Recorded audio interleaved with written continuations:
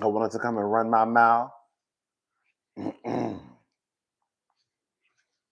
How's everybody doing tonight? I hope everyone is having a blessed day. Hey, Jocelyn.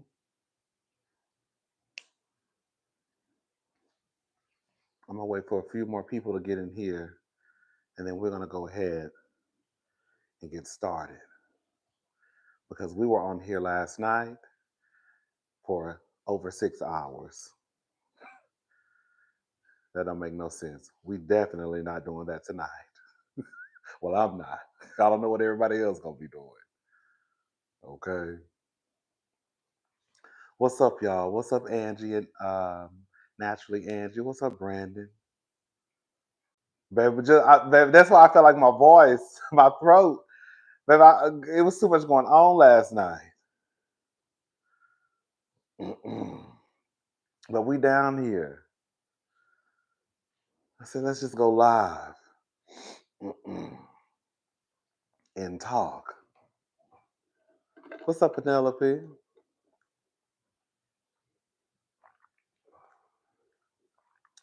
Baby.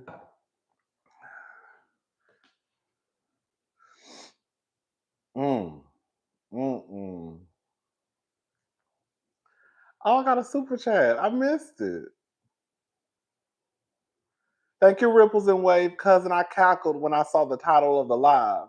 Why don't Offside ask the B he was cheating with for bread? You never win when you play dirty. I know that's right, Ripples and Wave. Shout out to Lanithia Leaks. Girl, from what Cardi said, Offset ain't got no money.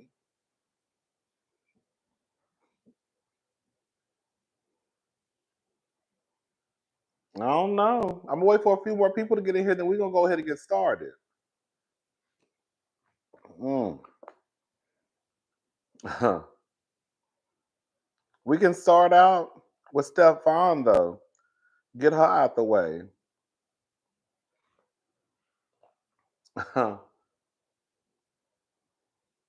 Hey, Princess. Yeah, Cardi might have to give up something, baby. You know, girl, it's 2025. Y'all gonna have to pay. Hey, Cardi might have to give up something. Mm. We gonna get into it though. Yes. While we're waiting for a few more people to come in, can y'all do me a huge favor and please like the video? It really helps me out a lot, and it's free. And it's free. Okay. Mm.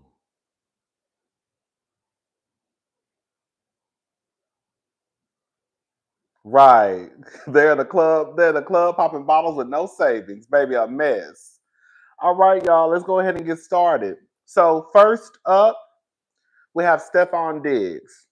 Now, I'm not gonna go down. I'm not gonna say that. So Stefon Diggs, he has been recently attached to Cardi B. They went public for the first time with their relationship. Now, I don't know if their relationship has, an official title of boyfriend and girlfriend, or if it's just friends with benefits, if it's just, a little situationship. I don't know. But they were spotted out, I think, for the first time a couple of weeks ago at a basketball game. Even though there was already kind of, gossip on the street of them being together. I remember Stefon Diggs' name was also at one point attached to Young Miami's. Um, well, I didn't do it. I wasn't there, so I don't know. There was also a guy who came out. We talked about this in Hot Topics a few months ago, and he alleged that Stefon Diggs slipped him a Mickey and tried to get his bussy. That's what he said. I wasn't there. I don't know. Okay. Um, Fast forward now, Stefon is attached to Cardi B. So the other day, they're out on the boat having a good time. Of course, everybody has their phones up. Where's my phone? I don't think I left it in my room. I don't need it. I hope I don't need it. Well, I do need it. Oh, I'm not getting up. Anyways. So yeah, we talked about it.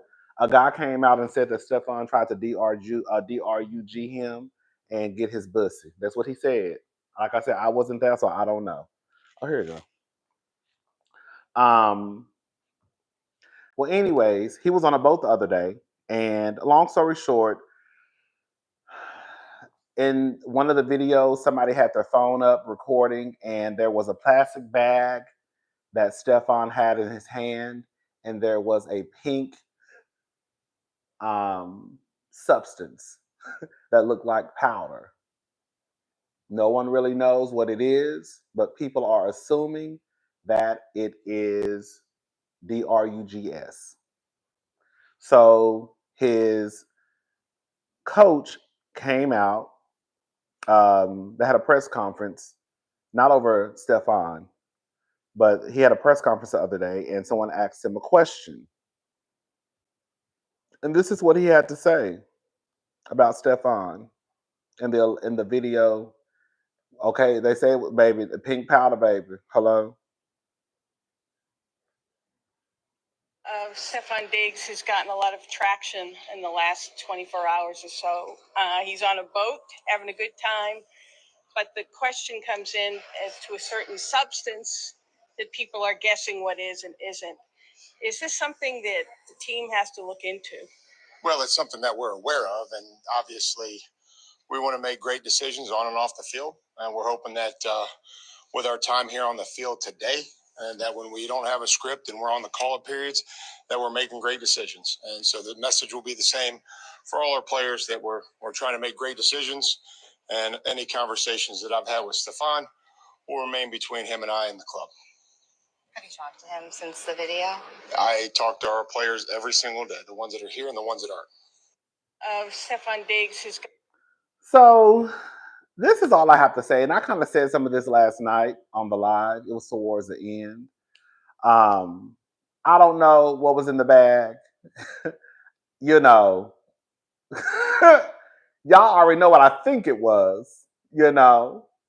I think it was a little. Hold on, brother. Girl, I think it was a little.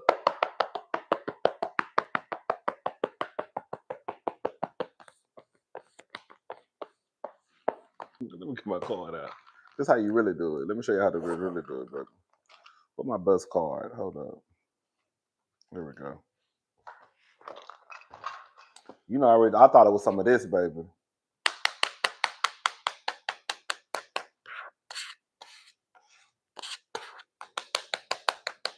And before anybody, even if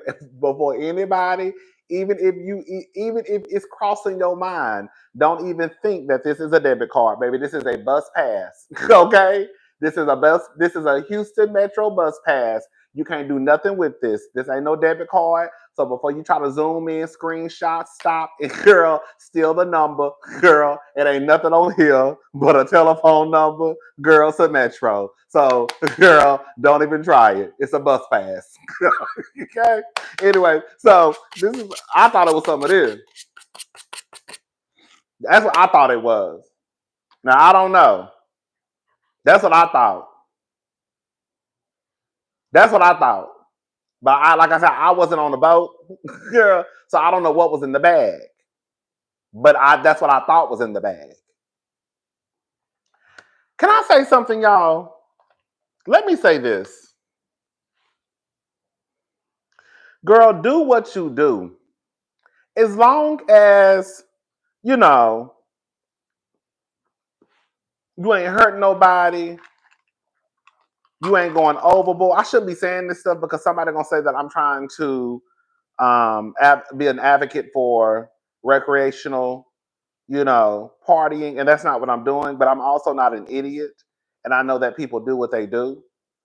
So all I'm saying is, girl, if you're gonna do whatever you do, as long as you're not harming yourself, going overboard, um, forcing anybody to do stuff that you want to do, Girl, it is what it is. The part that I cannot grasp is Stefon Diggs knows that he is a football player, he is a celebrity, and even if he wasn't any of those things, why do y'all always feel the need to have your cameras up recording everything?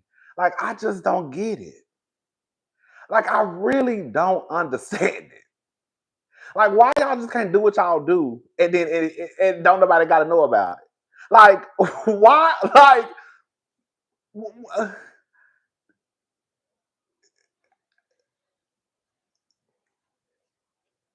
I like I was saying last night. Social media is like a gift and a curse, right? It's like it's almost like a drug in itself because we have like grown to kind of feel obligated to kind of show everybody what we're doing every day.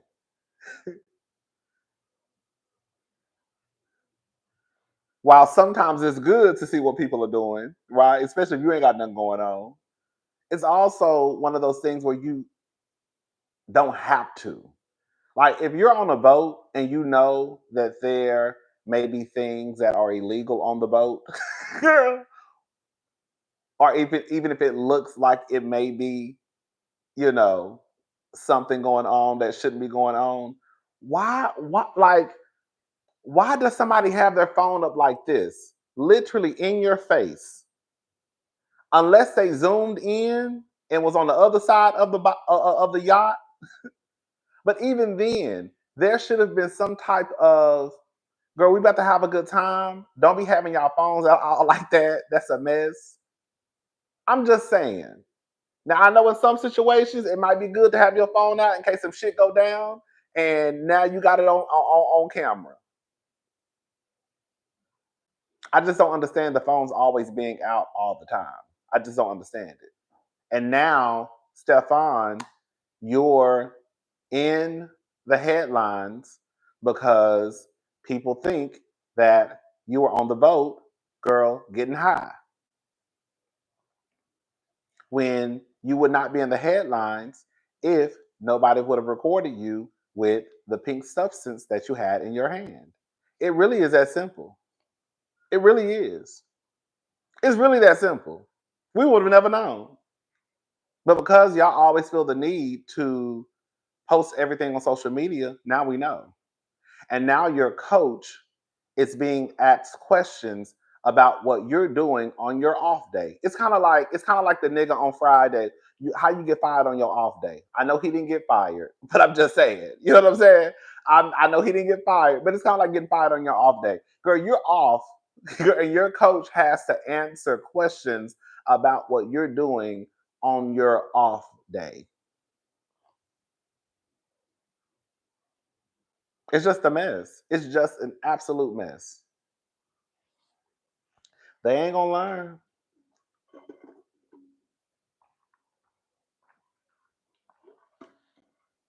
But shout out to Stefon Diggs. Shout out to Stefon Diggs, though. Right.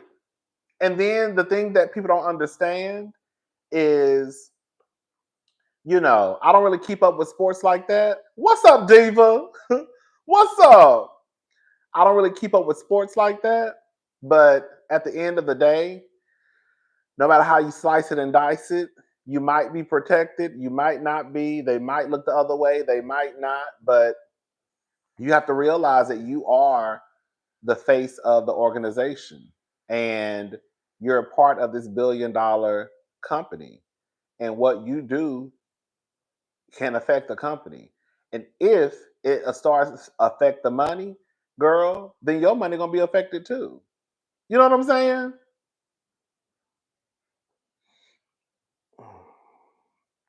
Anyways, so shout out to Stefon Diggs. Shout out to Cardi. Let's go ahead and get into let's go ahead and get into before we get into Cardi and Offset, let's go ahead and get into Don Rashard and Q. How did the public get the photo? It was a video. I don't want to play. I was going to show the video, but I didn't want to I didn't want to play it and then it actually be some DRG. Then girl, the video get taken down. So I was like, I'm not playing the video anyways. It was basically a video of of him talking to a group of girls. Somebody was recording, and then something was in his hand, and it was pink. It was some pink powder, and don't nobody know what it was. But most people are probably thinking that it was a little cocaine, basically. It could have been some candy. Okay, it could have been some candy. But everybody, I ain't gonna say everybody, but you know. Anyways, so Q from DAY26, okay? And Don Rashard, formerly of Danity Kane and Diddy Dirty Money. We talked about this the other day in one of my videos. Okay, candy for your nose, okay? It was sugar, all right, okay?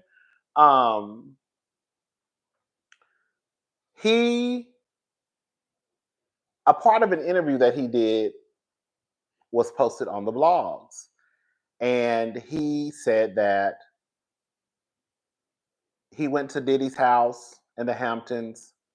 Don gave him a pill, and he thought the pill was ecstasy. Come to find out, it was a horse tranquilizer pill. He woke up screaming and hollering, and that's what he said. We talked about this the other day.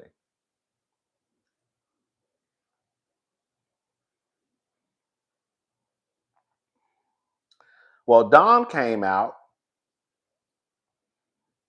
and I think we ain't gotta listen to it. We don't have to listen to it. Never mind. I was gonna play it. I'm not gonna play it. Well, Don came out. My whole thing was when in the clip, I was like, well, what are you trying to say?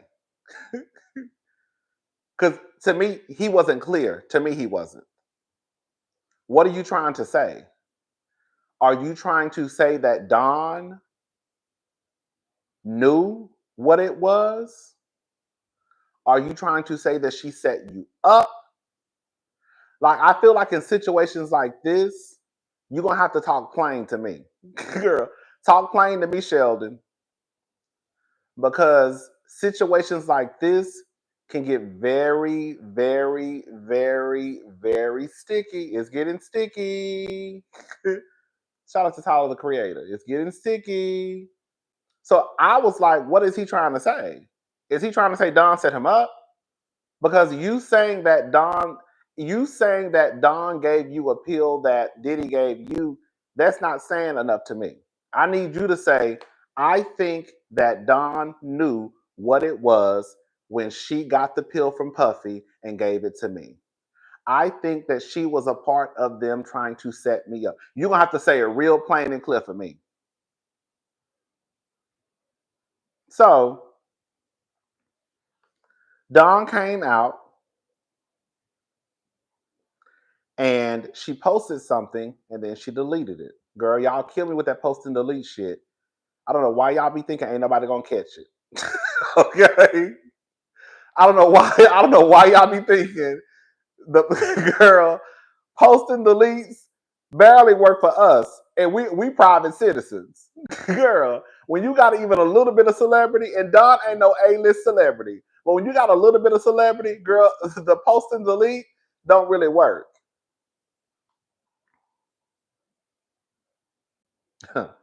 So this is what she said.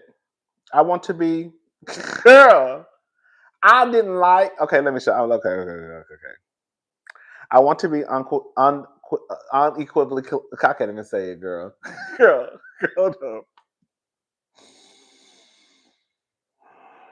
I'm just gonna say I want to be clear, girl. I can't even get it out. I have never done drugs, nor have I ever given pills to anyone to take. The suggestion that I did it is categorically false.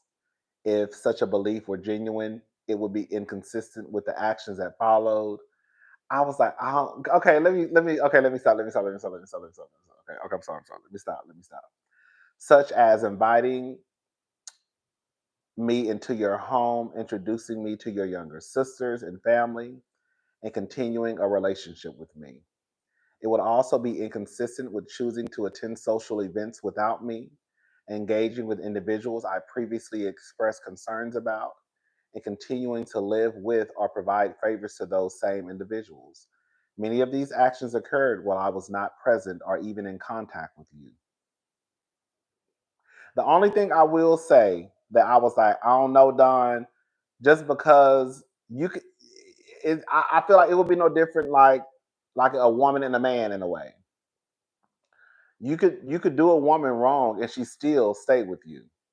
She still bring you around her family.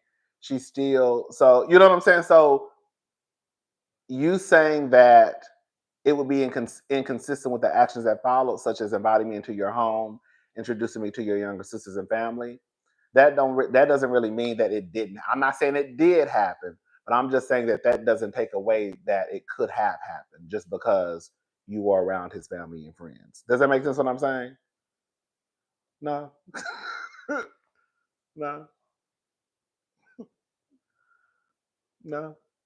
Okay, I don't know, Jeff.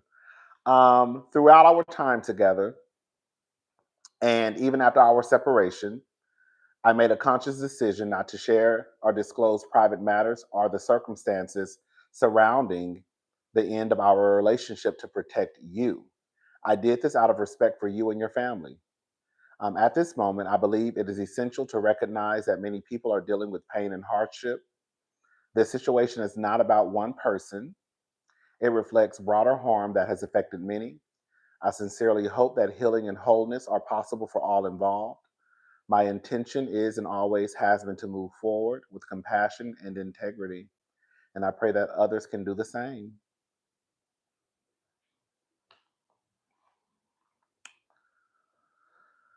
Yeah, that's what she said she wanted to be. Okay. And then this is what he came out and he said.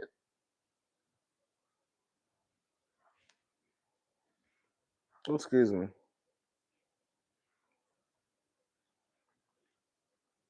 This is what he came out and he said, y'all. I take full accountability for what. Wait. Okay, here we go. I take full accountability for what.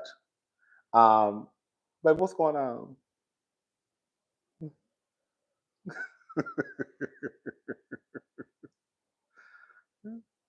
Right. That's what I'm saying. Right. Right. And that's why I think right, right. She kind of said, if you had such a traumatic time, why did you go around them after? Girl, the same reason you did. Exactly. Like that's what I'm saying. Like that's probably why she deleted it because, girl, if we start to go down that road, we're gonna have to go down that road with everybody. You know what I'm saying? Like we just can't. Like We just can't question. I mean, we can question why Q went around, but girl, that's what. And there we go. And that's the thing. That's the thing. That's the thing. Like, I think that's probably why she deleted it because I'm like, Don, this ain't going. Everybody went back. You know, like everybody went back. All y'all went back. Everybody went back. Whether it was Kim Porter, whether it was Cassie, whether it was Don, whether it was Q, whether it was Capricorn Clark, like y'all all went back. Yeah. So this is what he said, okay? I take full accountability for what I allowed into my life, because in the end, I had a choice.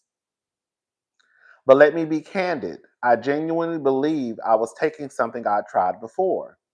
It wasn't ecstasy. It turned out to be a horse tranquilizer given to me by my ex girlfriend who claimed it was from her boss to give me. Roughly 20 minutes after swallowing that red pill, my body heated up and I collapsed into unconsciousness. I remember being on the upper level of the mansion. Wait, no, I skipped a part. Okay, no, I didn't. I remember being on the upper level of the mansion near the pool, and then nothing. I later woke up in a room downstairs, lying in a bed with no memory of how I got there. I emerged from a deep, paralyzing sleep, screaming and sobbing. My body was in shock, my mind spinning in confusion.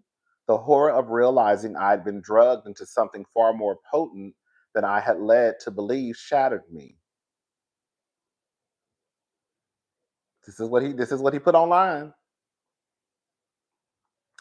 There were two red pills. She never took hers. That part always haunted me. It felt less like a shared experience and more like an experiment, like I was a lab mouse in some twisted trial to see how fast I'd collapse. And none of it was funny. It was terrifying. My trust had been manipulated and my vulnerability exploited. After I came to, I began experiencing disturbing psychological symptoms: hallucinations, racing thoughts, intense paranoia, and crushing anxiety. My thoughts weren't clear. My memory started slipping. It felt like my mind had regressed. I was forced to relearn basic things with the support of doctors and loved ones. The pill had broken me mentally, emotionally, spiritually. Whatever ritual, spell, or manipulation that pill carried hijacked my anatomy. I began isolating myself. Sleep became my only escape from the pressure in my skull. I truly believed it was orchestrated by her boss, a display of power meant to destabilize the weak mind and instill fear. He put a weak mind and instill fear. To anyone quick to judge or dismiss my trauma, please remember you weren't there. Hold up. Mental health is a silent war, one I fought in the shadows for too long. When you love someone, you're willing to go to unimaginable lengths for them. Trust becomes your compass. This journey I'm on is about reclaiming my power, choosing truth, and healing out loud. That's what he said, y'all. That's what she said, and that's what he said.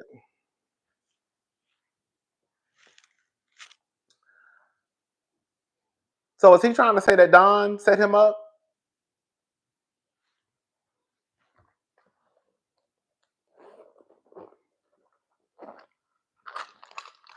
I'm not trying to be funny, y'all. Is he trying to say Don set him up?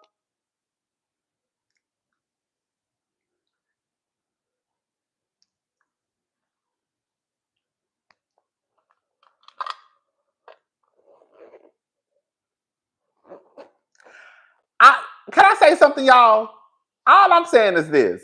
I think in scenarios like this, where it could really be detrimental to someone, I think you're gonna have to just say what you're trying to say. Because I don't think it's fair. It's one thing when we're watching the Housewives and we going, we talking about some shit that really don't mean nothing. Um, and some of the girls might be talking in circles on some trivial shit, housewife bullshit. But I think in scenarios like this, I just think you're gonna have to, if you're gonna come out and say it, like you're gonna have to just come out and say it, girl.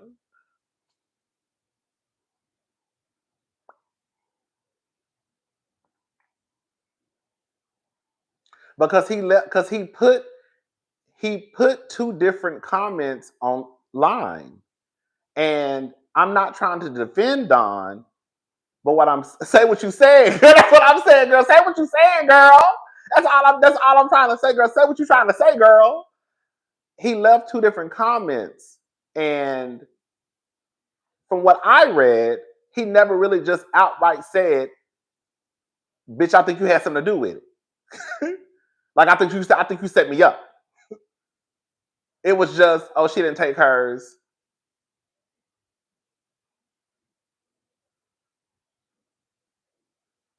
She gave me the pill. Puffy told her to give it to me. She gave it to me, but she ain't take hers.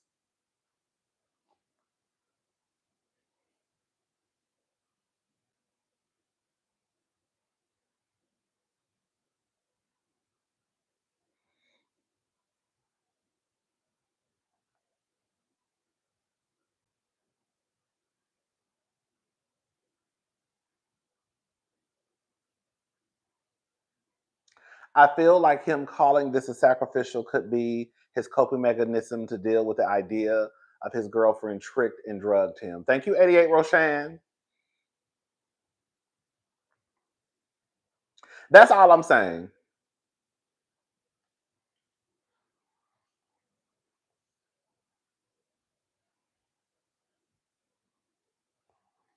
That's all I'm saying. I hate that this happened to him. I really, really do. It's really, really sad. I hate that this happened to him. And that, okay. And that's what I'm saying. I don't want to, we're not going to sweep what he said under the rug because I do believe him. I believe what he said. But I also don't want to look over the fact that Puffy was a very powerful man and a lot of people did what the fuck he said to do. And I'm not trying to take any accountability from Don. Just listen to me and listen to me good. Okay. I could also picture Diddy saying, "Hey, bitch, come here.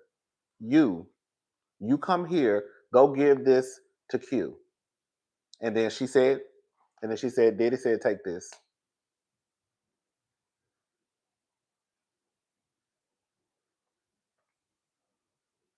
There are too many people.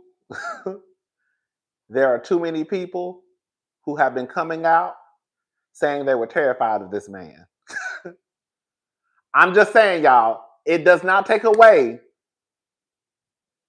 the accountability that should be placed on people if there's accountability that should be, girl, handed out. But all I'm saying is that we also have to always keep in our head that people were terrified of this man. And if he told you to do something, bitch, you was going to do it. If Puffy told you to do something, you were going to do it. And that's it. Or your ass is going to end up missing in the East River. What he told Capricorn?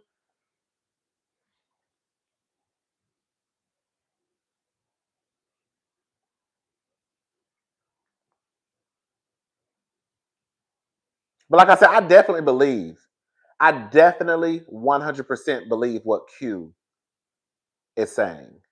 I know you don't have to believe him. I'm just saying I do. I saw people online saying, "Oh, girl," and I think it's so. You know what I think is sad? Their agency was taking away all of them, right? Erica De Niro TV. Thank you. You know what I think is sad?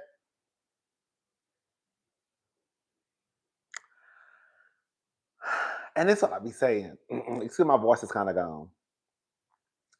This is what I be saying. My God, I can't even talk. I'm not crying. My voice is girl. So I think it's sad because I do remember Q having some type of like mental health issues.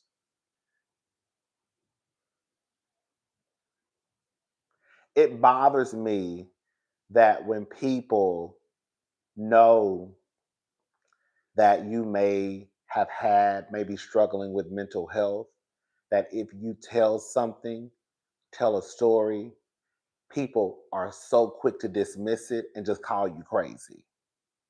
I think that's so insensitive. I think that is so insensitive. Like, oh girl, you just crazy. I saw people in the comments saying, "Oh, cute. Oh, that nigga been having that nigga crazy. He been having problems." As if because someone has mental health issues, they couldn't have experienced something.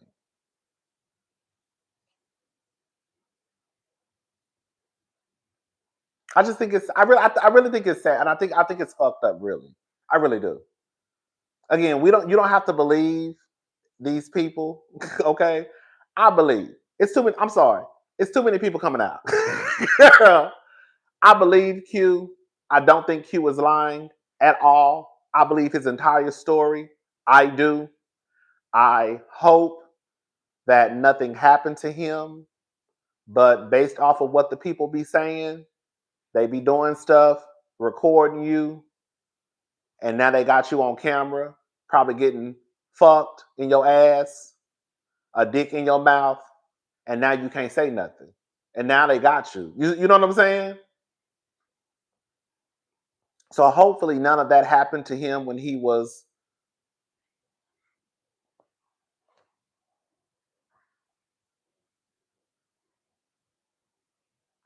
The only part that I have a problem with is I felt like he wasn't clear enough for me when he was talking about Don. That's the only issue that I had a problem with. And I didn't like when Don came out and basically tried to say, "You took me around your family and you kept going back around them." Bitch, not bitch. I'm sorry, because I love Don. Don is my girl. Don is my girl. But girl, all y'all kept going back. I don't think that could be Don. You can't. No, Don. No, Don. No, Don. Don, we love you. Girl, I have been a fan of Don's forever. Don, we love you, but girl, all y'all kept going back. You can't say because he kept going back that takes away. Like no, and you can't say because you went to his family that mean that no, girl, because you could have did it. You could have did it, girl. He still stayed with your ass. People stay. That's why she deleted it. People stay with people all the time when they're being mistreated. That does not mean they're not being mistreated. You see what I'm saying? If a woman stays with a man, not to trigger anybody, but if a woman is in a DV situation and she stays with him, that don't mean she's not being beat. You know what I'm saying? So just because he stayed with you or he brought you around to his family, that don't mean that you couldn't have gave. That don't mean that you couldn't have known what that pill was when you gave it to him. I just think these scenarios with Puffy are so complicated because you know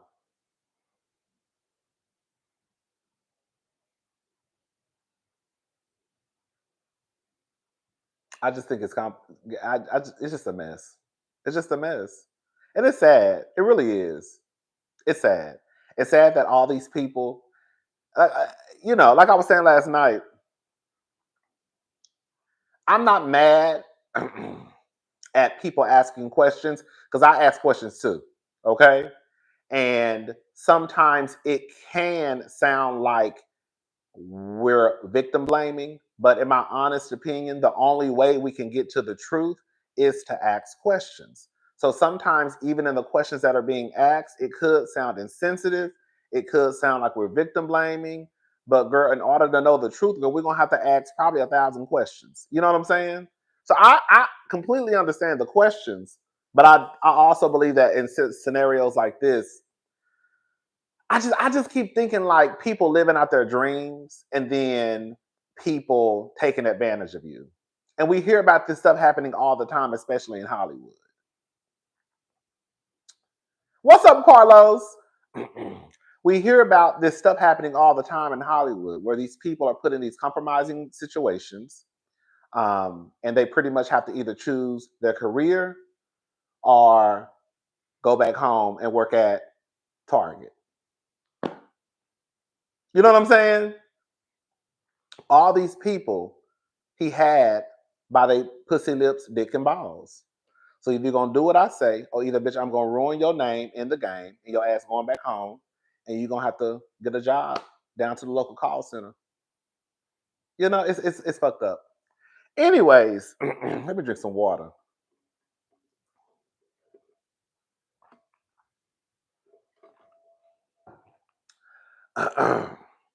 So, long story short, baby, baby. Hey, Rodney, Ebony K. Williams broke down what the RICO means on Carlos King about how and why he's being rightfully charged. So he fits the bill. Thank you, fan so fab. I might have to go check that out. Like I was saying last night, I'm not a lawyer, and Puffy might get off. They might think what the people are saying is bullshit. They might think that it didn't happen. But based off of what I read fits underneath a RICO, and based off of what these people are saying happened, girl. I have heard extortion, I've heard robbery, I have heard sex trafficking. So when I still see people, even to this day, even today in the comment section, I'm still waiting on the RICO to start. Are you like, what you mean you still waiting on the RICO to start? It would be one thing if you said, I don't believe none of these hoes. That would be one thing. Like, it would be one thing for you to say, I don't believe them. But to act like, sorry, y'all, my eyes. But to act like you don't comprehend, that's when I started thinking, like, y'all got, not y'all, but people, you have to be slow. It's one thing for you to think that, oh, Cassie lying, Q lying, okay. But for you to act like you can't understand that what happened with Cassie's mother and Diddy was extortion, I think is absolutely insane.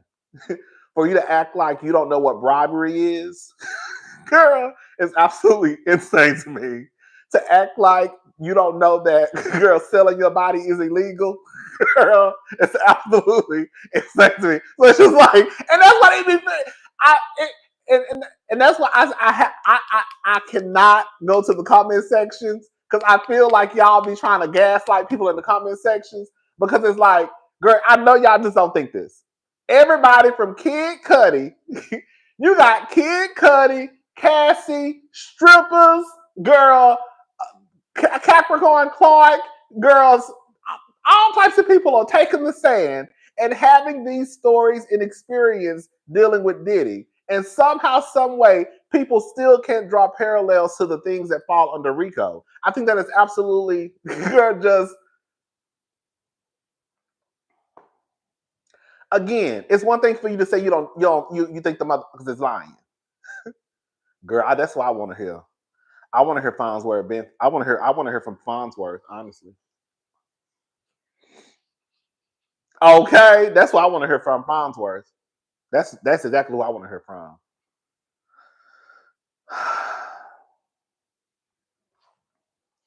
Anyways, y'all.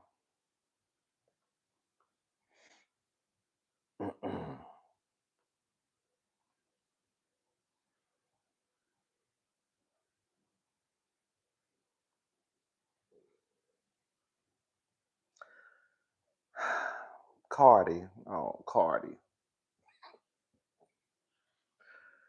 Oh, Cardi.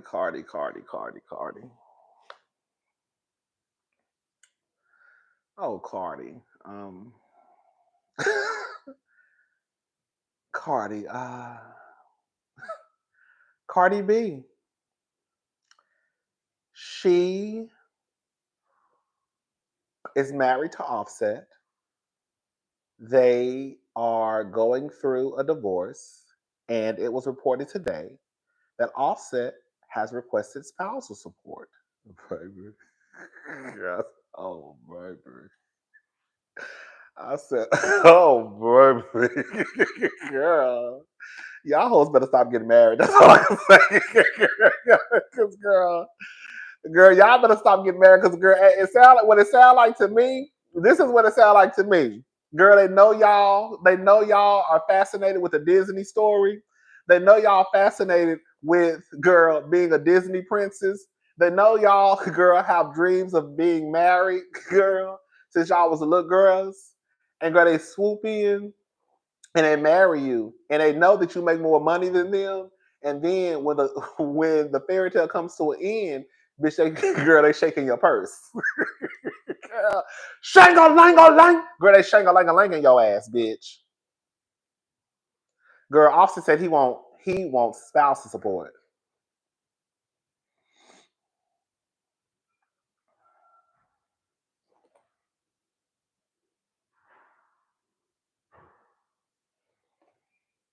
And you know what's so crazy? She probably gonna have to give it to him. Shake, baby, shakedown of the Chanel, baby. Hey, cousin. Hey, Mel. Baby, it's a shakedown. I've been telling y'all, it's a shakedown. And you know what's so crazy? I know Cardi B is pissed off and she feels dumb at the same time. Because that lady was just out here years ago, almost damn near going to jail over this nigga. Sending people to beat up strippers and shit. All the stuff that Cardi has went through because of this nigga. She chose to, though. She chose to do it. She chose to do it. Just for this nigga to turn around and girl try to shake your purse.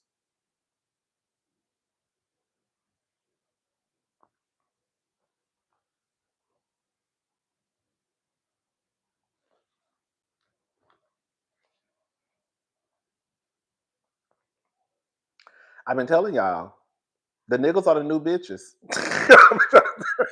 Girl, the niggas are the new bitches. I've been telling y'all. Girl, they know how the game go now. They know how the game go. I'm gonna get with you.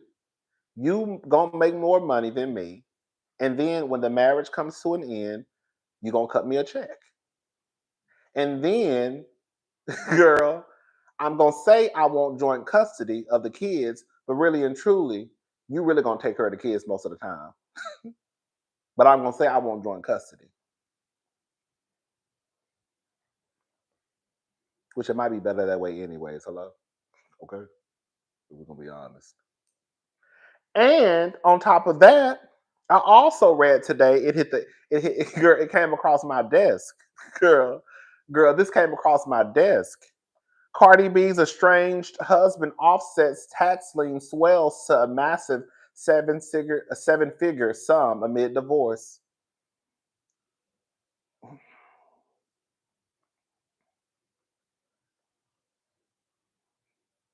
Rapper Offset's tax debt continues to grow, with the rapper owing close to $2 million amid his divorce from Cardi B.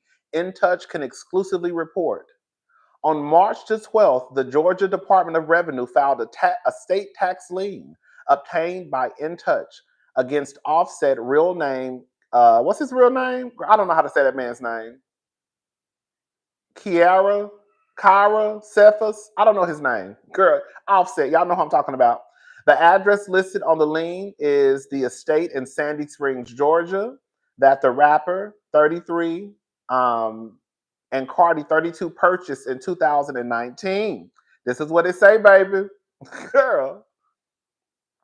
The government said the musician initially owed over $160,000 in taxes, but the bill has grown to over $294,000 due to interest penalties and other fees. The state tax lien comes months after Offset was socked with the federal tax lien on April the 23rd, 2024. The IRS accused the rapper of owing over $1.5 million in unpaid taxes for 2021. The grand total for the state and federal lien comes to over $1.8 million. Both liens remain active and no releases have been filed. Excuse me. Both liens remain active and no releases have been filed by the government agencies. Baby. I'm telling y'all, but this just hit the news. This just was published today. I don't even think it's really hit all the blogs yet. So not only do you owe almost $2 million, girl, you trying to get money from Cardi, but at this point, girl, Cardi gonna have to just open up her purse. Girl, y'all better start handling y'all business. When the girls come down here and tell y'all that marriage is a business, some of y'all getting y'all feelings because y'all don't like nobody trying to ruin y'all love, your black love story, girl. But the fact of the matter is, marriage is a business. Stay single, ladies, forever and just have fun. I know that's right. Thank you, Marjan. Marriage is a business. If it wasn't a business, you wouldn't need lawyers and judges. Hello? You wouldn't have to sign paperwork. What the fuck you think you're signing paperwork for? And then don't have a little bit of money. Now we got to split assets in half, girl, money in half. Girl, it's a business. It's a business. It's a business. It's a business. And until the judge says, girl, that it's over, girl, the business stays intact. I'm just saying.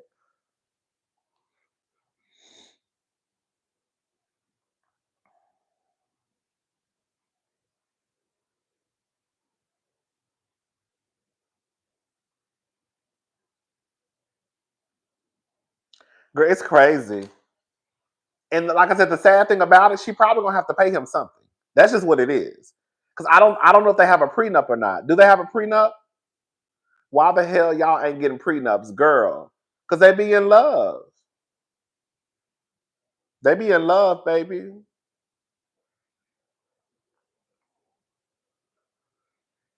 You can be in love and still have some sense. Because Candy, one thing I will give Candy, girl, she don't play about her man, her mama, and her food. But I bet you, girl, Candy let it be known right on that goddamn TV screen. If Todd don't sign that prenup, girl, it ain't gonna be no wedding. Girl, Candy ain't let the love. Girl, Candy didn't let the love get in the way of the business. Candy said right there, girl, if he don't sign that prenup, it's just gonna be a big party. I think that's what she said. I think Rashida asked her, well, what if he doesn't sign the prenup? Well, I guess we're just gonna have a party. I said, I know that's fucking right. He said, Tauruses don't play about that money. Girl, okay. They buy all the car and clothes, but never hire a CPA. Thank you, Scarlett J. Right. And that's all I'm saying, girl. If you want to be in love, girl, be in love, I guess, child. But don't be no girl, don't be no fool in love. Don't be a fool in love. Handle your business first.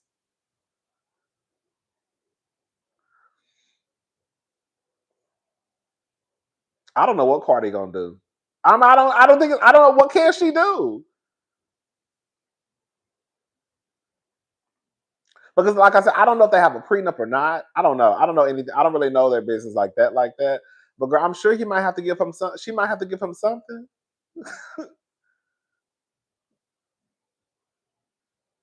She probably gonna have to give him something. And girl, you been around her, girl, fighting for this nigga, and this nigga cheating on you. Not one, not two, not three times. Girl, this nigga cheating on you, and girl, all types of shit. And then turn around and say, I want some motherfucking money. Bitch. Shangle, right. Bitch. I've been telling y'all, it's a shakedown of the Chanels. It's a shakedown of the Chanels. And y'all not gonna learn y'all lesson until it knock on your door. And y'all not gonna learn y'all lesson until, girl, they knocking on your door. The niggas getting hip to the game. Girl. Marry him, girl. And then when we get a divorce, I'm gonna get some change. Girl, I'm gonna get some change. I'm gonna get some change. I'm gonna get some change.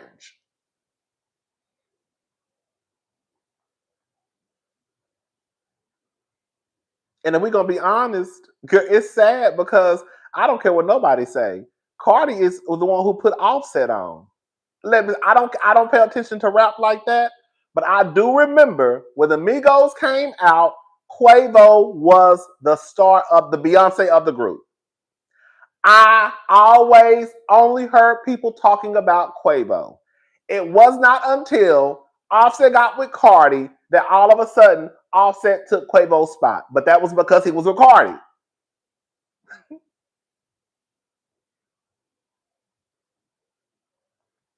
I don't remember ever hearing people talk about Offset. It was always Quavo, Quavo, Quavo, Quavo, Quavo. And then when he got with Cardi, I started hearing Offset, Offset, Offset.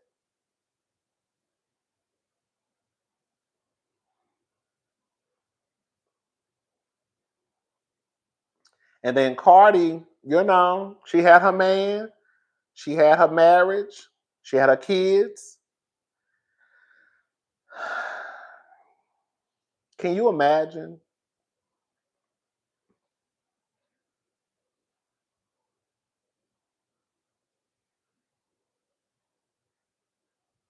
Kendu cracked the code, baby, because Kendu damn sure got Mary J money. I think Kendu was getting like 30,000 a month. Kendu was getting a cute little chunk of change from Mary. Kendu was getting a cute little chunk of change from Mary, baby.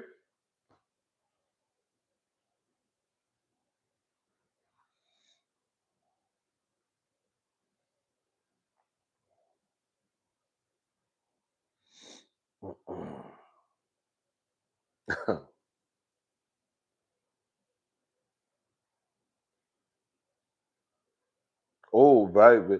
Thank you, Erica De Niro TV. Effective patriarchy. The woman is a resource, made mule mattress, and a money machine. Baby! Girl! And a money machine. A made mule mattress and a money machine. Can you imagine? Oh my God.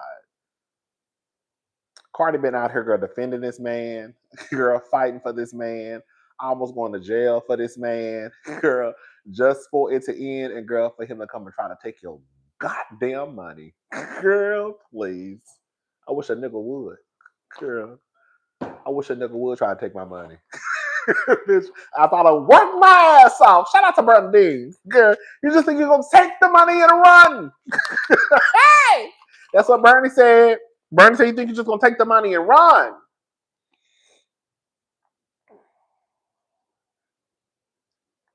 I worked my ass off. Hell. That's what she said. Next headline will be Offset is missing, baby. Baby, I'm not giving up my money. I'm not giving up my money to now, nickel. Girl, bitch, it'll be a cold day in hell. Bitch, I'm not giving my money up to now, nickel.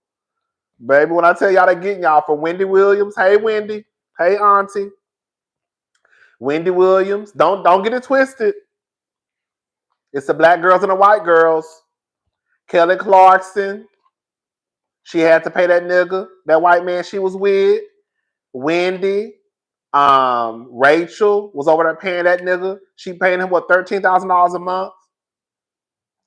The girls is paying Fantasia. Girl, the girls have to pay. Mary, Halle Berry, girl, the girls having to pay, baby. The girls having to pay. Girl, they getting y'all. Shit, girl, they getting y'all. Holly over there paying buku money in child support. Brittany, I forgot about Brittany. Brittany was giving up a good chunk of change. I will say that. I mean, she didn't have her kids though, but still, Kevin did have those kids. But I think that, girl, I hate to say it, for some babies, okay? In exchange for what? Some babies, okay? Girl, Journey, I forgot about Journey. Journey had to cut that nigga a check. The girls is cutting the check, baby. This ain't girl. The roles have changed. The girls are cutting the checks. That's why I say the niggas are the new bitches. I've been trying to tell y'all. And they ain't got, and they taking it too. I want 3.5 million. I want half. Okay, Auntie Oprah, baby, okay? Auntie Oprah said, not me, baby. Auntie Oprah said, absolutely not me. Okay? Shout out to Oprah Winfrey.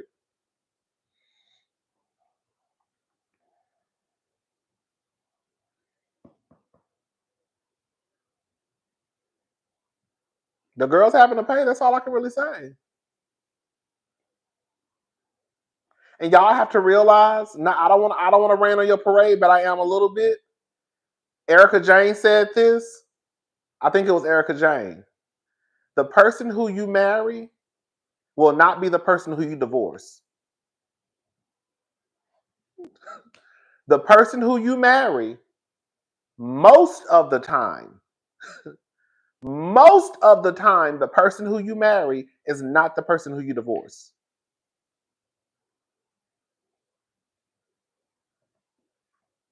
And then when you take into account that if there's a little bit of money involved and some houses and cars and businesses, bitch, it's really gonna be a war.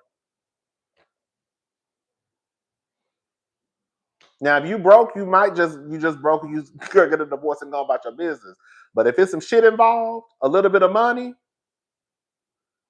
some cars and houses, that's why I'm nervous for Kyle. You know, Kyle get on my nerves, but she's still my girl a little bit. Kyle, I hope that Mauricio don't pull a fast one on Kyle. Because she over there thinking, oh, girl, he knows. All right.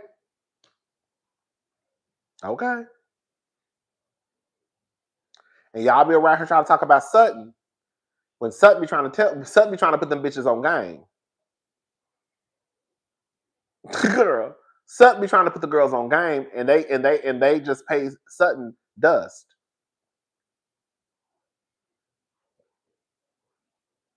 Who you gonna listen to, Erica Jane? Girl, if anybody, girl, you should be listening to, it should be the girls who getting the money. You should be listening to bitches like Jennifer Tilly. Okay? Girl, you should be listening to bitches like Jennifer Tilly. Okay? And Sutton Strack.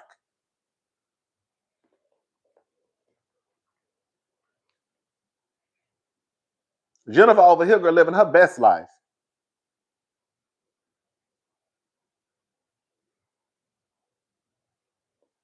That bitch owns a piece of the Simpsons, bitch. I get nervous for Kyle because Kyle is still thinking about, again, the man who she married, and I don't think that's the man that's going to show up in court because I just don't see. I don't know, but I don't see Mauricio. Just like Sutton said, these men ain't gonna want to split half of their shit because they gonna think about it. This is my shit. The people just don't. People are just not going to.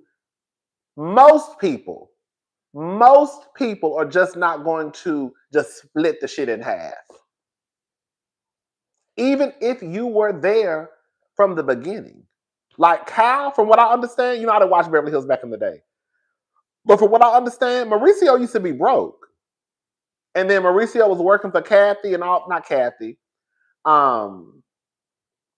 He was working for Rick, and then all that stuff happened with them, and then like he started his own thing, right? But Mauricio, they didn't have money like that.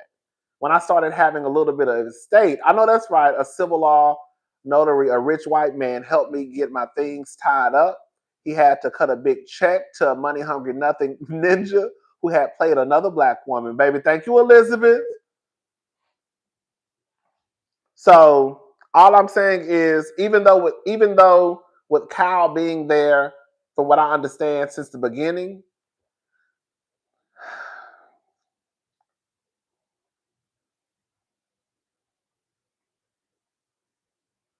and then y'all know Kyle already told us that when Mauricio come in and she'll just sign stuff and don't even read it.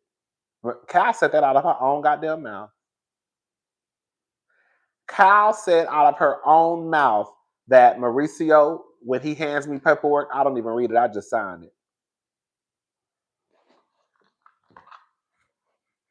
She said that shit on the show. I forgot what, because I started watching season 10. So it had to be sometime either season 10, 11, 12. Girl, somewhere around that area, those seasons. And I said, oh, girl. But it's no shade. But people do that a lot, though. I feel like most people do that. I feel like most people do that. No shade to y'all, but I feel like most of y'all do that. I feel like most of y'all, when y'all husbands bring y'all something to sign, y'all just sign it. And I don't think y'all I don't think y'all read it. I'm not trying to be like funny. Because I think that most people think that, oh, my husband wouldn't do this to me. So I don't need to read it. I can just sign it. Girl, you don't know what the fuck you signing.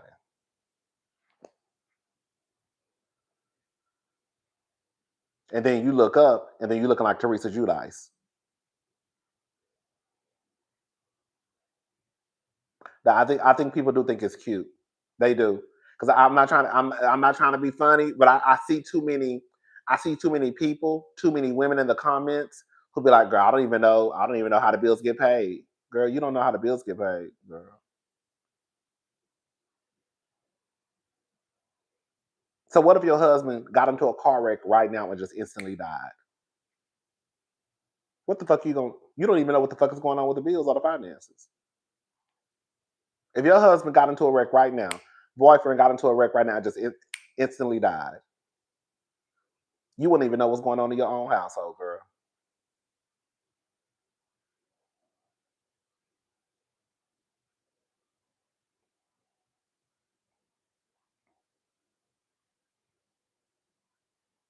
I need to know everything that's going on.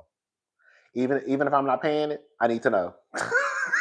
Okay? I need to know who the loan through. I need to know how much the interest rate is. I need to know how much the motherfucking mortgage is. I need to know, girl, what's the motherfucker, girl, what we paying for the electricity bill? Who's the electricity company? Girl, I need to know, girl, the bank accounts. I need to know all of that.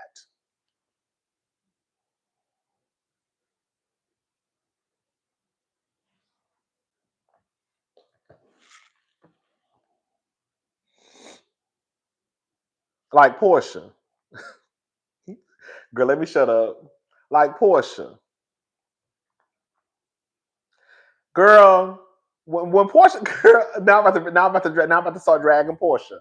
Like Portia, the other night playing in my face, and I had to clock her ass real fast, acting as if, oh, when she got with Simon, she changed up the way that she was moving. No, you didn't. Portia, no, you didn't. Portia, you moved the same way that you moved when you was married to Cordell. The only difference in the marriage with Simon and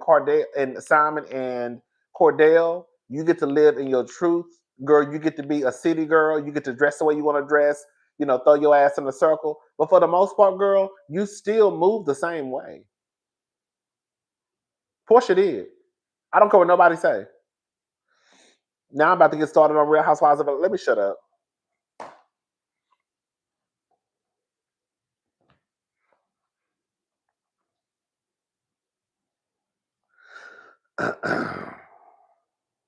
But yeah. And look at Ashley. I even tried to. I see Ashley name in the comment section. I tried to tell y'all about Ashley. I told y'all. I remember people telling me, Rodney, you don't know what you're talking about. Shut up. I said, okay. I remember watching the episode, and Ashley went to Michael's office, and they were talking about the prenup. And when it started to get real, Michael would not let them film. And Ashley was reading the contract like, yep, this looks good. This looks good. And people swore up and down Ashley was going to get Michael. Let me say something. I don't like Michael Darby, but Michael ain't stupid with his money. That man ain't became rich because he's stupid with his money. That man looks at marriage like a business. And I kept trying to tell the people, Ashley not getting nothing from Michael.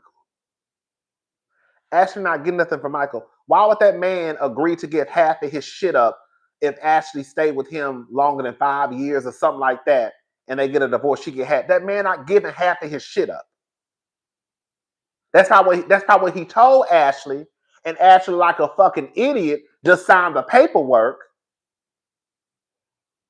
Girl, Diane and Portia Heartbreakers 3.0. Baby, hello? And then we look up, all Ashley's talking about, girl, she got access to the Uber Eats account and a credit card for groceries. I said, girl, you was over there sleeping with that old ass white man, and that's all you got? Girl, I thought the whole purpose of sleeping with the old rich white man was to walk away with a little bit of coin, sister. I thought that was the purpose, baby. Girl, I thought when you sleep with old rich white man, the old rich white man, I thought that was the purpose, to walk away with a little bit of change on the leg.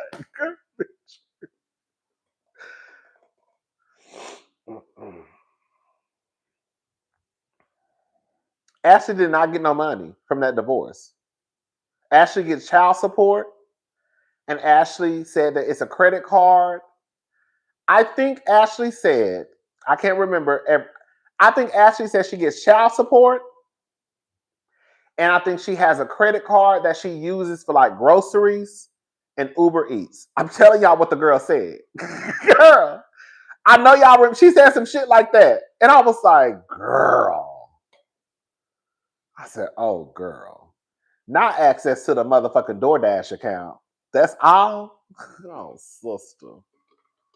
I said, oh, sister, girl.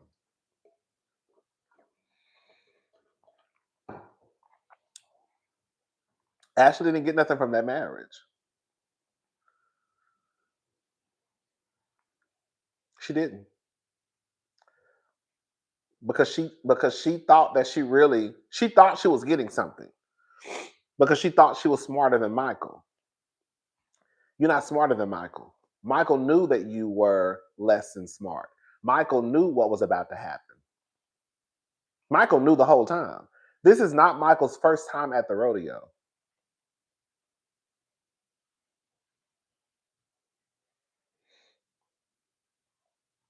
Anyways, but yeah, it is what it is.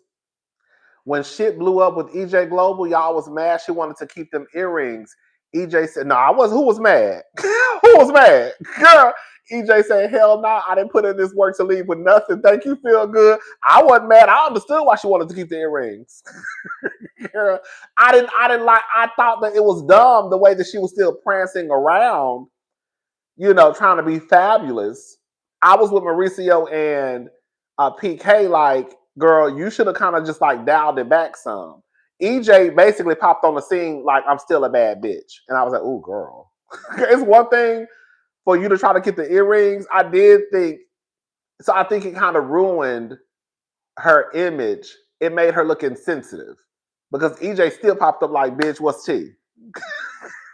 Bitch, I'm still going to have my glam. I'm still going to have,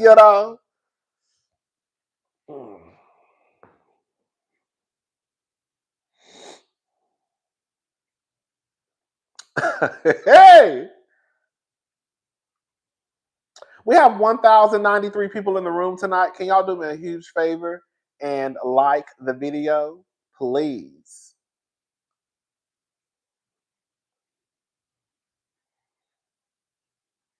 Baby, that's my favorite. Baby,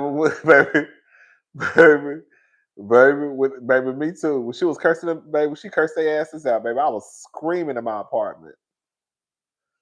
Baby, now she in a 1-1. I know that has to be a horrible feeling.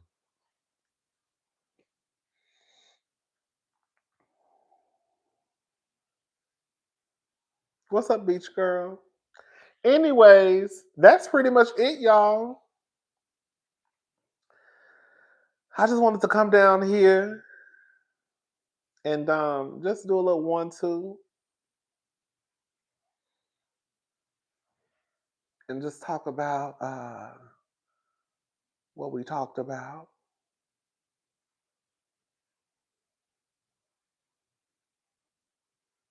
Oh, baby, we're not doing that. We definitely not doing no 6 hours tonight. Baby, y'all can see I can barely talk.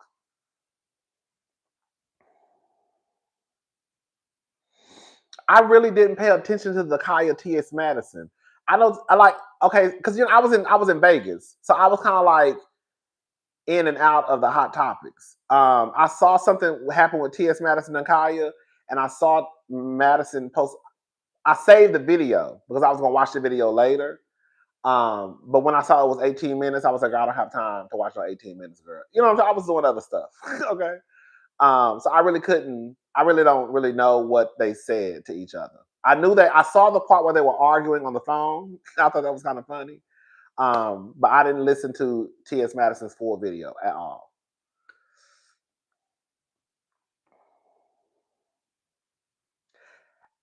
I'm not gonna lie, the clip that I did see of T.S. Madison and Kaya going back and forth, it almost reminded me of sisters who got into an argument, if that makes sense. It almost felt like, I know it sounds crazy what I'm about to say. It almost felt like it was like, I don't know, I didn't take, like, it almost felt like, I don't know. Like I said, but I didn't listen. That's the only thing I saw.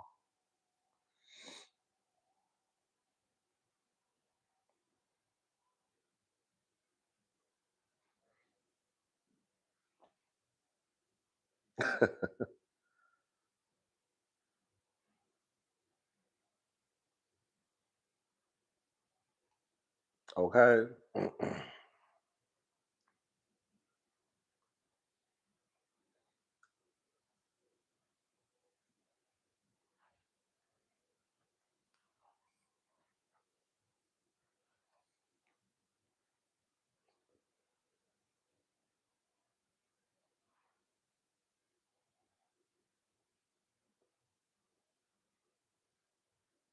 I did know that part. Did she try? Like, did she say something? Did she try to stop the bag? Or is that what Kaya was just thinking happened? That's how the clip I saw. It did like that's what I'm. It really sounded like sisters arguing. I was like, girl, it sounded like they miss each other. We're gonna be honest. It sounded like they miss each other. I'm just gonna be honest. From the clip I saw, I was like, oh girl, it sounded like they miss each other to me.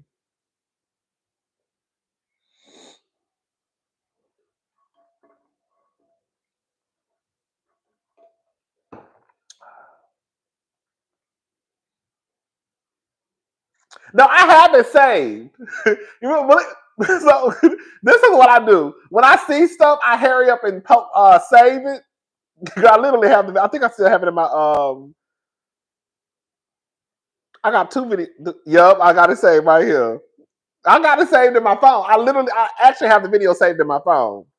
And I have the second one she posted too, but I just haven't listened to it. I haven't listened to either. The first one was like 18 minutes and 39 seconds, and the second one was 5 minutes and 24 seconds. I just never got around listening to it. Exactly. That's how anytime something, I'll save it. So if they take it down, girl, I got it saved. I take screenshots. So if you try to delete, I already got the screenshot because the girls like to post and delete. Okay. Um.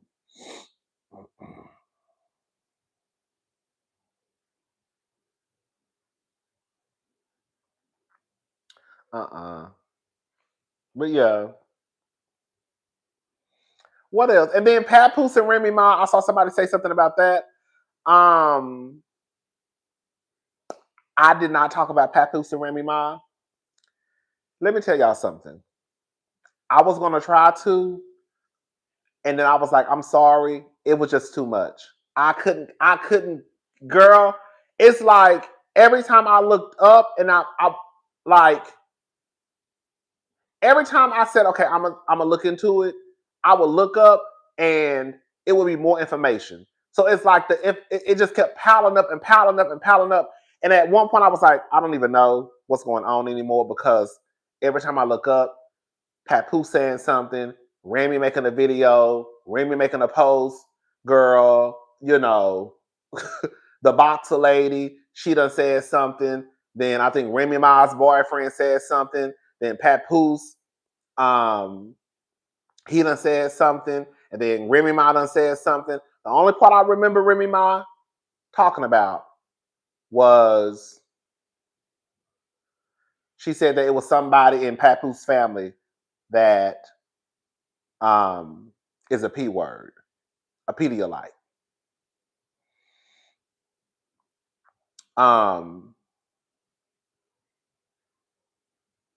Yeah. Yeah. Oh, and that he pawned something. It sounded like she was over there taking care of Papoose. That's what it sounded like to me. From what I read and saw, it sounded like she was taking care of Papoose.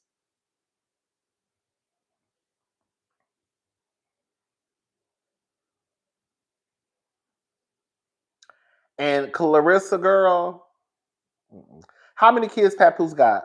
Is it 4 or 5? He got 4 or 5 kids?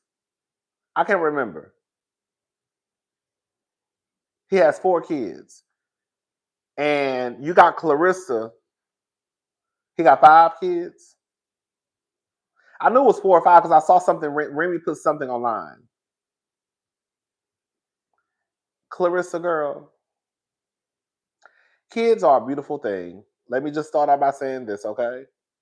Girl, I got 3 nieces, okay?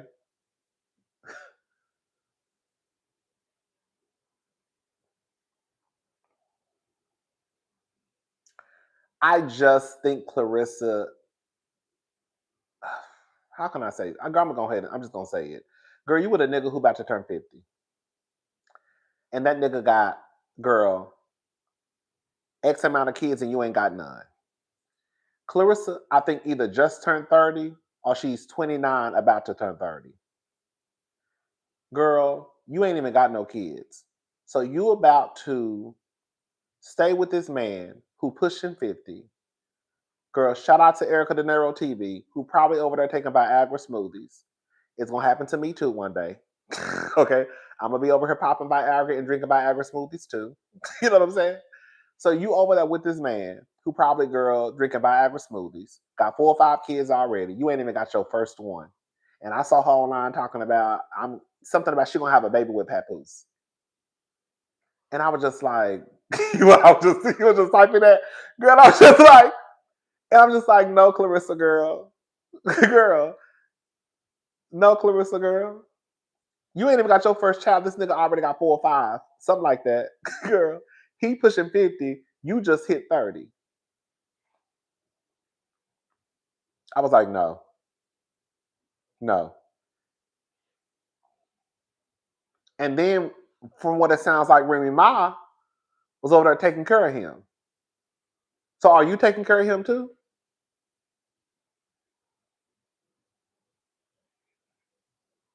She just turned 30. Okay. I knew it was something like that. So now you're over there with Papoose.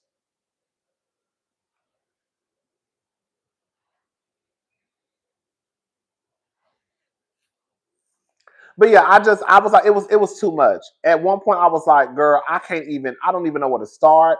And I didn't know. I thought the mess started because I think Clarissa went to the Breakfast Club. And I don't think she was being shady. That's what I'm saying. I don't know. I think she was on the Breakfast Club and she said some things, but I don't think it was shady though. And then I think Remy Ma was on live, and I think somebody asked something about Clarissa, or Clarissa gonna whoop her ass, and she said something smart. And I think that's how the whole thing got started. But like I said, it was just too much. I couldn't keep up. I was like, girl, this is a mess. The only thing I will say, I'm gonna say this though. Remy Ma and Papoose would have had me fucked up if I was a boyfriend or girlfriend. I'm just gonna go ahead and tell y'all right now. Y'all can call it insecure. You can call it jealousy. You can call it being fragile. Remy Ma and Papoose did too much going back and forth. Girl, why are you still going back and forth with your ex-girlfriend online? Like days at a time. like days at a time. I would have been looking at both of their asses sideways. This wasn't just like a little dig. This was, girl, y'all are literally going back and forth days at a, like day on day, like day, 1 day, 2 days. Like it was, I was like, girl, baby, even I was at one, and I'm not even just this jealous type of person who just be, you ain't gonna say nothing to my man, and you better not look at that nigga. But I was like, hold up. Why are y'all still going back and forth? If I was a boyfriend or a girlfriend, I would be looking like, girl, why are you still going back and forth with your ex-wife or your soon-to-be ex-wife, girl, 3 days later? Clarissa better watch out before she joined the alimony payout club. Okay, Papoose out here trying to be kept. Later on, he'll say he helped elevate her, baby. Like he said, he wrote 90% of He said he wrote 90% of Remy Ma's raps. I said, oh girl.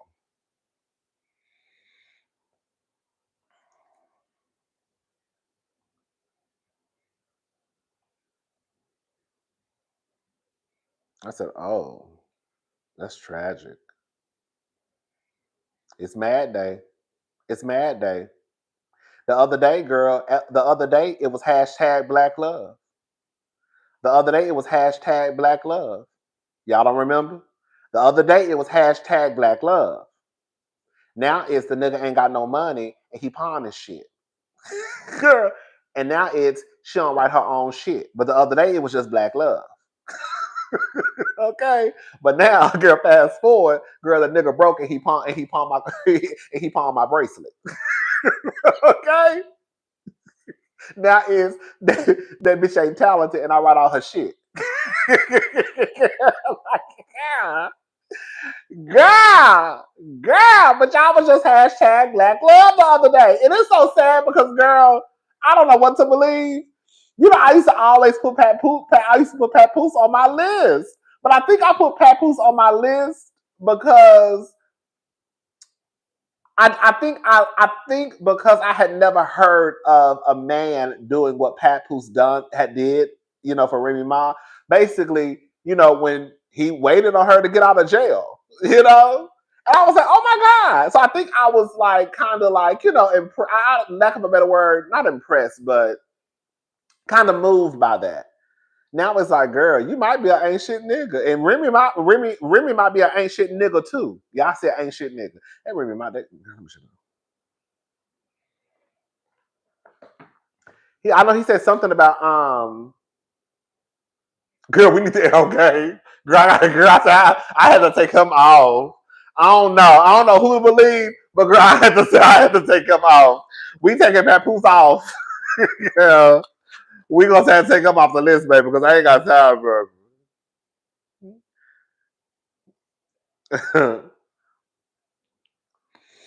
Baby. I said, great, we taking her off because I ain't got baby.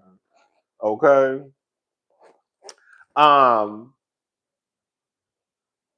Remy wants Pap to get a job. They'll get back. Thank you, Stephanie.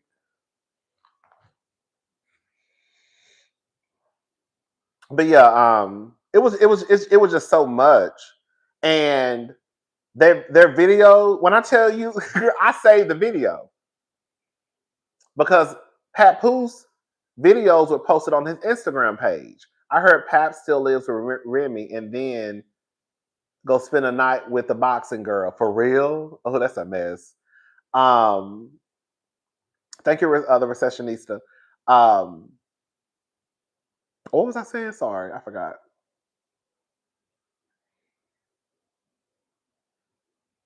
He does. All this stuff is still there.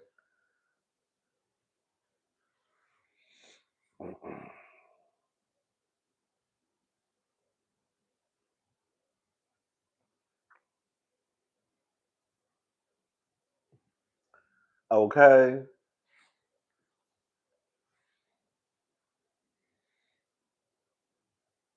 Oh, yes. Thank you. Thank you, Alexis. So, you know, like I save stuff. I hear it, like, especially if it's like if it's something posted to their Instagram page, I hurry up and go copy it, save it. You know, you can copy the link and all that stuff. And when I realized, I said, girl, this video is like, I think it was like 2 videos, almost either an hour combined or over an hour. And then Remy Ma had a video that was like an hour and 20 minutes. I said, girl, what the fuck? Girl, I said, girl, no. I don't know if she was ranting and raving. I don't know if she was ranting the whole time about Papoose and Clarissa. I don't know.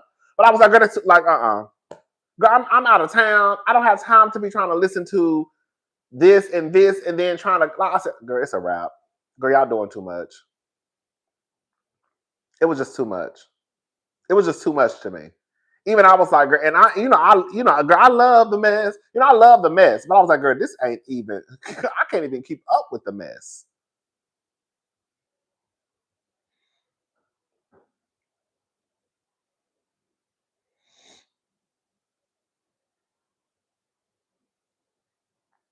Okay. Anyways, but yeah, shout out to Remy, shout out to Papoose, shout out to Clarissa, and shout out to Remy Ma's boyfriend. Yeah.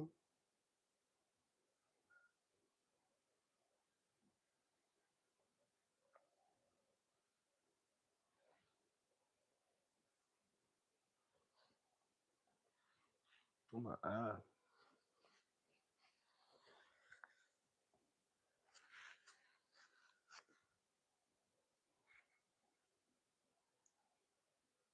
Yes, it was like I was like, girl, this is too much, y'all.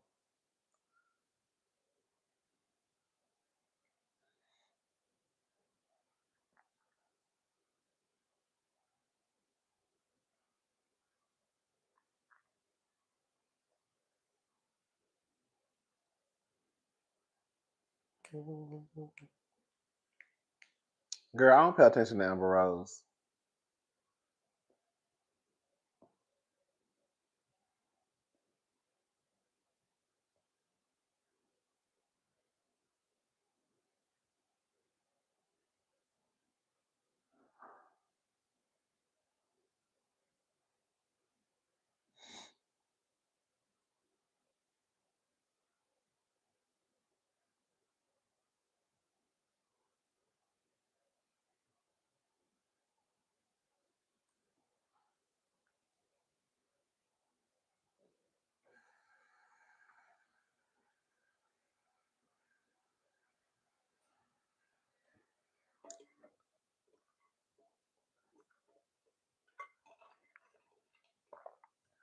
Excuse me.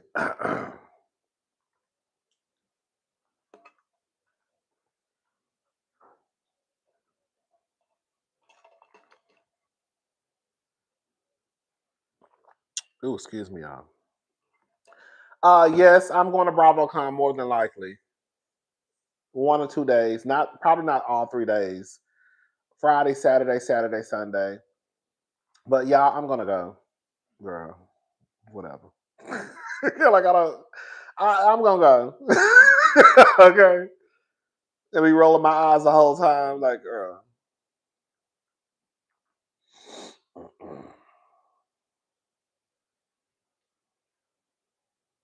Kenya.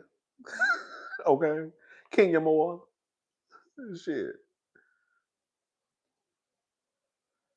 And she ain't gonna be there. Okay.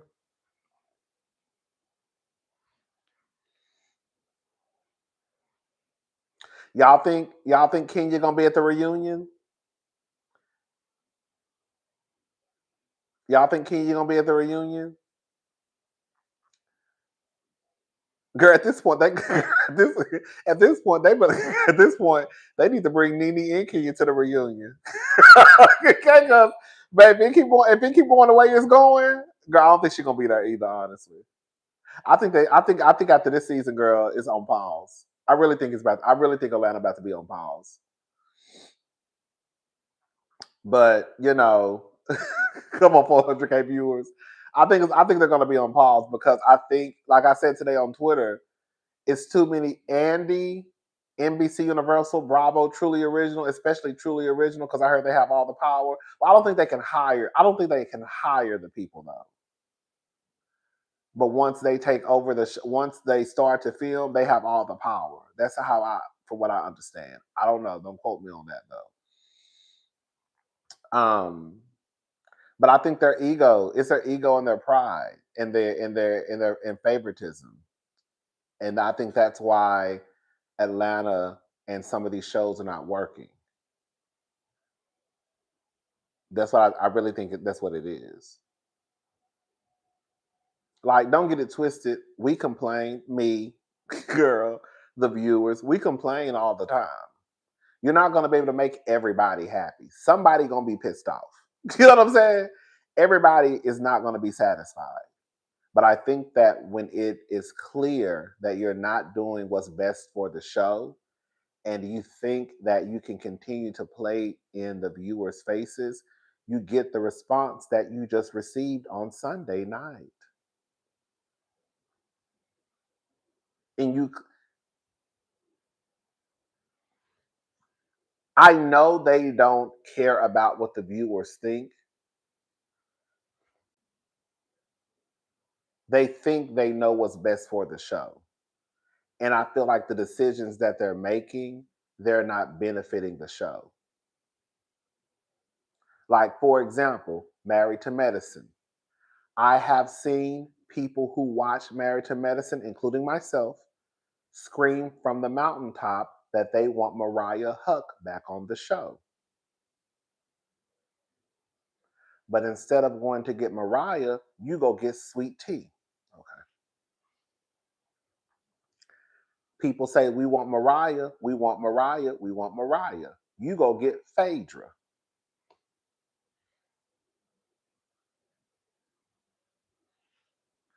I ain't never heard nobody on the Married to Medicine timeline mention Phaedra Parks to be a cast member on Married to Medicine. I have never seen her name float across Twitter, ever.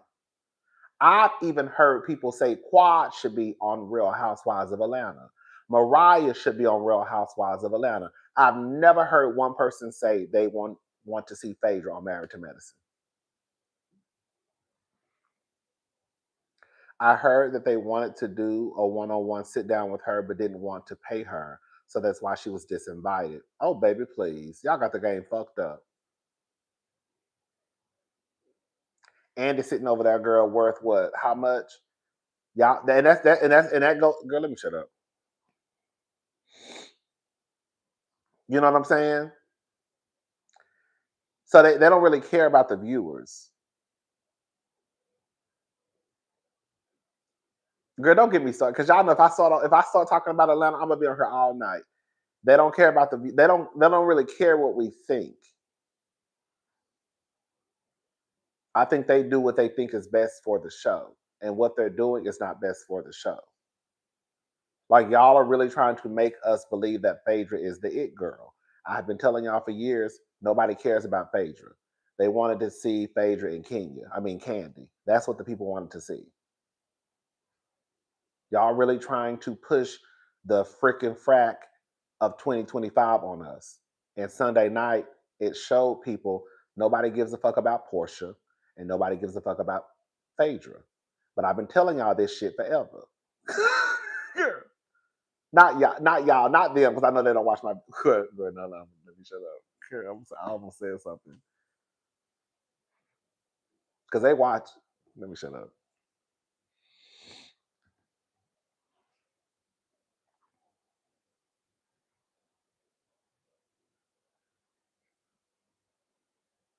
I know. I know for a fact.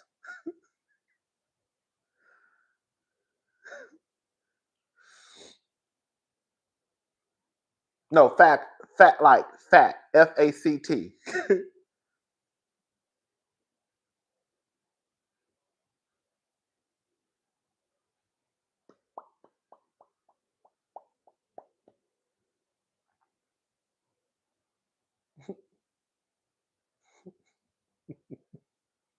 You would be surprised.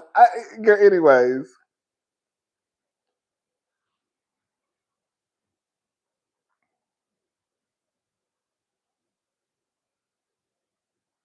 I'll say this, and I'm gonna leave it alone, girl.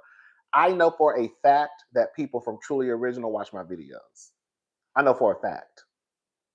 Like, it's not even up for. It's not an opinion. It's 100% factual.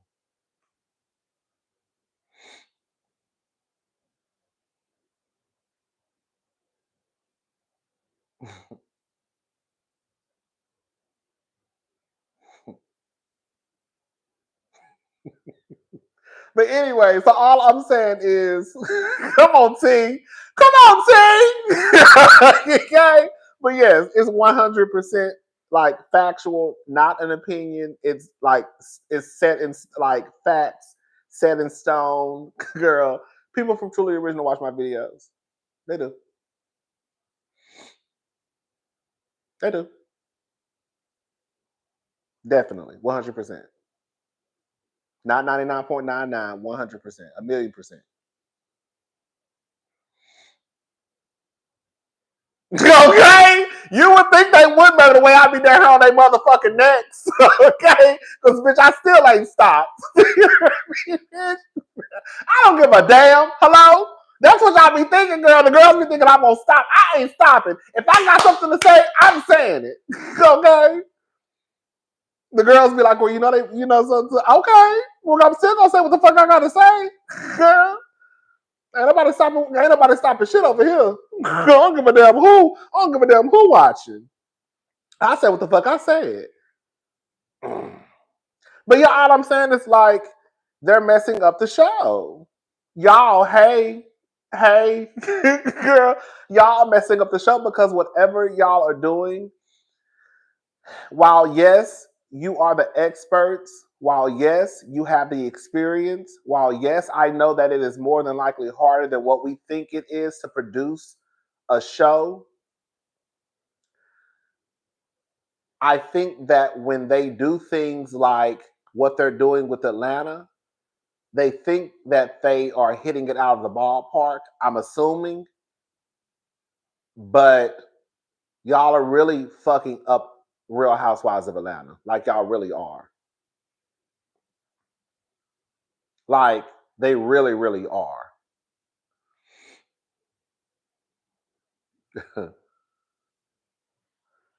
And it like and the stuff that they do, it doesn't make sense. Like y'all really fired Kenya and kept Bang Bang Edie. I'm not saying, because I know somebody gonna say something. I'm not saying that what Kenya didn't disgust me, because it did. I was like, oh girl. But the point I'm trying to make is y'all fired her and kept Bang Bang, and then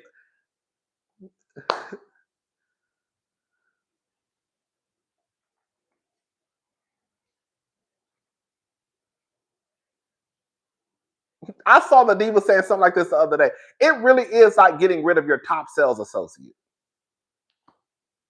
It's like Nordstrom getting rid of their number one sales associate for somebody who just came in the door.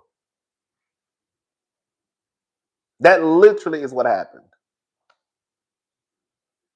You got rid of your top performer. You got rid of the person who brings in the most money in the store. And you took the chance with the new person.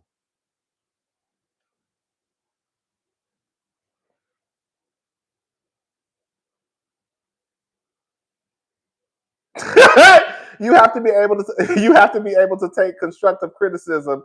Truly Original. And while you're at it, please like and subscribe. I know that's right. Thank you, Resney. So it's just like, they took the chance, and I don't think it's paying off for them at all.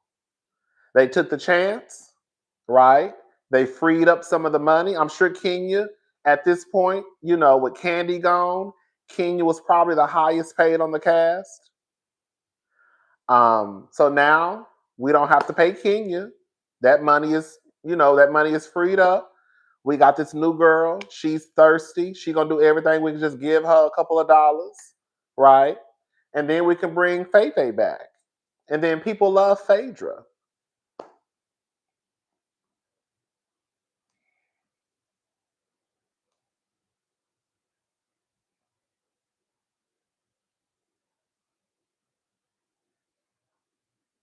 It be simple stuff. I feel like again, I don't, because we're not in the meetings, clearly. So we don't know the ins and outs of the conversations that are being had. We don't know if they offering the girls enough money. We don't know. But I feel like they make things harder than what they need to be when it comes to casting. I really do.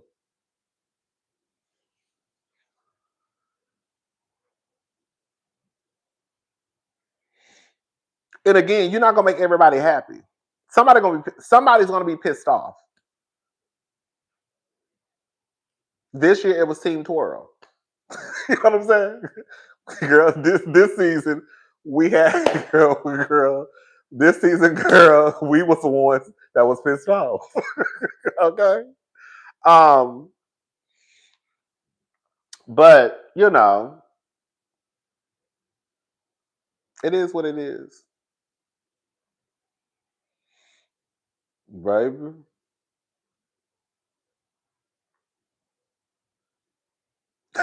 Okay, girl. Okay. Okay. Bitch, bitch, that's it, baby. We got them hoes. Okay. Bitch, they said we got them hoes, baby. You said Team Twirl. Bitch, twirl your ass on up out of here. Okay. Twirl your ass on up out of here. Who Love Phaedra said she asked for me. Wait.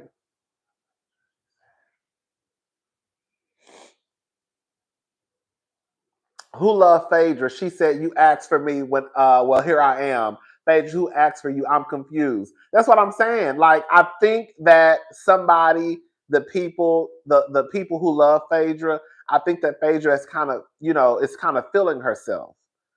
Cause Phaedra, I'm not gonna take nothing away from the girl, from the woman. Phaedra, once she got back to Married to Medicine, Phaedra has had like a comeback story. The girl Married to Medicine, Dancing with the Stars, Traders, Real Housewives. I have never heard of a person do what Phaedra did. Phaedra literally hopped from real, Married to Medicine 2 seasons and then left the show, came up with some bogus ass excuse, and literally went right back to Real Housewives of Atlanta. Even I was like, girl, what in the fuck?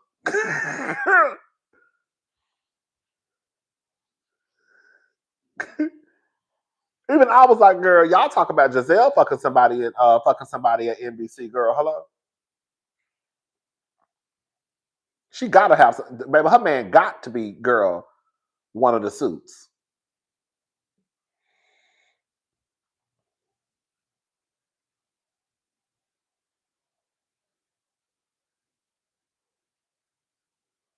And that's the thing.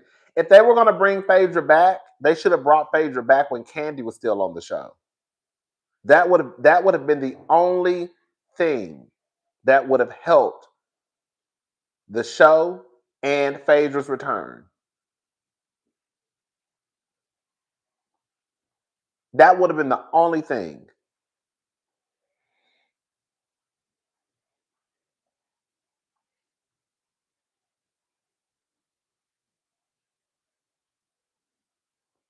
And I think that, and like I said last night, I think that Truly Original and Andy and the other boys and girls, what do I know? Wait, what do I know? The people have been asking for Nene, right?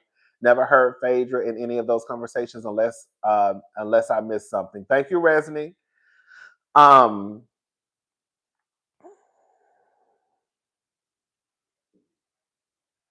okay,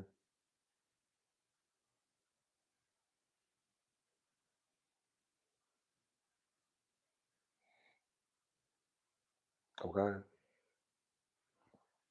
What was I saying? I forgot what I was saying, child.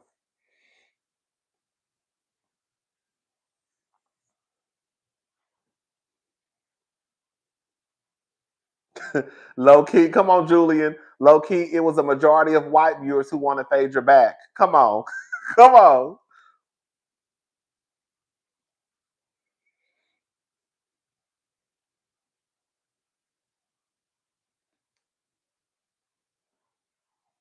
All I'm saying is I don't even like Phaedra.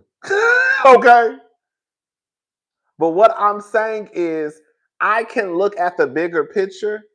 This is how you put your this is how you put your pride, ego, favoritism to the side. If you were going to bring Phaedra back, what I'm saying is, as somebody who don't even care for Phaedra, You should have brought Phaedra back when Candy was on the show. That would have made more sense because people wanted to see the aftermath. People wanted to see Phaedra and Candy. Candy didn't want to do it, but Candy loved money. I guarantee you, if they would have pulled Candy in that office and gave Candy some extra coin, I bet you Candy would have did it. Candy would have did it for a few extra dollars. I think she would have. Now I wouldn't blame her if she said no, because I wouldn't want to be around a lying ass heifer either. Not that type of lie, okay? But I do think Candy would have thought about it if they would have said, "Listen, we're gonna have to give her some more money because that's the only way it's gonna work." I really think Candy would have thought about it, at least thought about it. But they should have tried to make it happen. They should have at least, like, if they could have tried to make it happen. Candy was saying no. I will say that. Candy was saying no. Okay, I did hear, because I think at one point, you know what? It's so crazy. Now that I'm thinking about it, at one point, I think they did try to bring Phaedra back, and Candy said that if Phaedra come back, I'm leaving. And I think it got out, and Candy even addressed this, I think, on her YouTube channel. She didn't say, like, you can't bring Phaedra back, because, I mean, Candy can't hire or fire nobody. I think what Candy said, and I think she said this out of her own mouth, if you bring Phaedra back, I'm gone. And so they didn't bring Phaedra back. And I understand why, because like I've always said, even though Candy is not a Nene, I would take Candy pretty much over everybody on the cast, believe it or not. Because when you get Candy, you get a whole bunch. So I wouldn't have brought Phaedra back either. Not if Candy was gonna leave. Especially knowing I got Candy, Mama Joyce, Aunt Bertha, shout out to Aunt Bertha, Aunt Nora, Carmen, Don Juan. You see what I'm saying? Like, you get the whole package with Candy. So, but like I said, I think I felt the only way Phaedra's coming back to Atlanta would have made sense is if Candy would have filmed with her. The fact that it was a series low, do you think they get the picture now? By the way, white people didn't tune in either. Come on, they have to. You've had Phaedra saying she brings up the numbers. That's what Phaedra. I think Phaedra said that on Sherry Shepherd. You've had Phaedra saying, "I bring up the numbers, I bring up the ratings," and this is a series low with Phaedra's reintroduction to the show. If this doesn't tell those motherfuckers something, then I don't know what's like at this point. Like, if the light bulb don't come on over at NBC Universal, Truly Original Bravo, I mean Andy, the motherfucker just gonna stay off. Because if they don't get it now, then they ain't gonna never get it.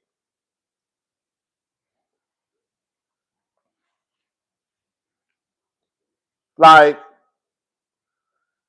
they'll just never get it, and that's just what it is.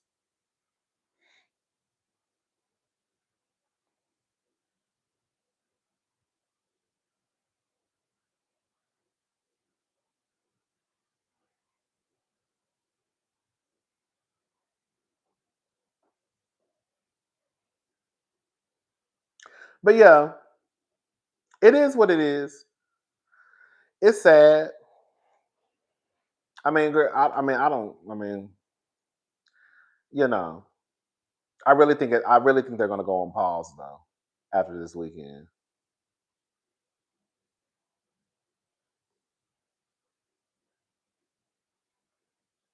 I really think they're gonna go on pause. I think after after this weekend, yeah. But I think it's their fault. I really think it's their fault. As much as people try to blame it on the viewers, while the viewers get online and complain, and we can say this and say that, bitch, we ain't hired nobody. Bitch, we not producing the show. Bitch, we not handing out contracts. Girl, you know what I'm saying? Like, you can't really put it on the view. You can't really put it on the viewers too much because we're not doing a hiring and a firing. We ain't handing out contracts. While we might get on, not might, we get online and talk mucho shit, right? We come down to YouTube and talk a lot of shit. But bitch, y'all hire you hire Brit. You produce Brit. You kept Brit. Bitch, that's what you did. We didn't hire Brit. We didn't keep Brit. We didn't produce Brit. That's what you did. You hired Phaedra back. We didn't hire Phaedra back. You fired Kenya. We didn't fire Kenya. Girl. Like, that's what y'all did.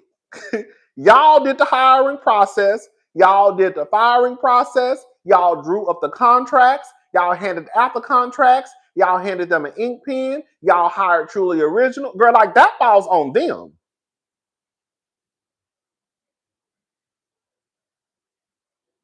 And that's just what it is.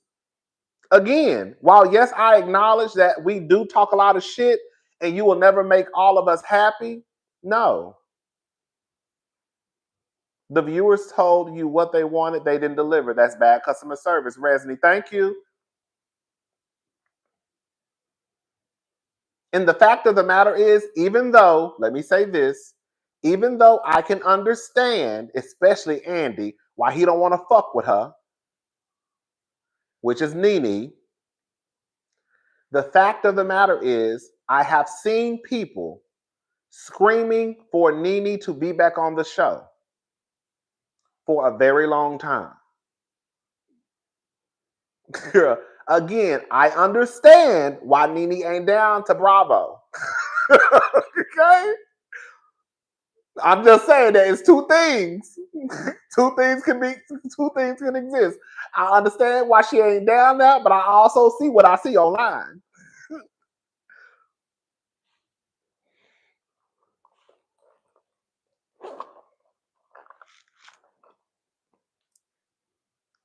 Okay.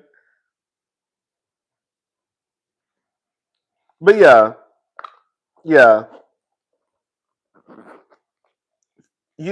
It's no different. It's just like customer service. You're not going to please every customer. There will be a customer or two or three that will not be satisfied. Somebody is going to complain. Somebody's going to ask for the manager.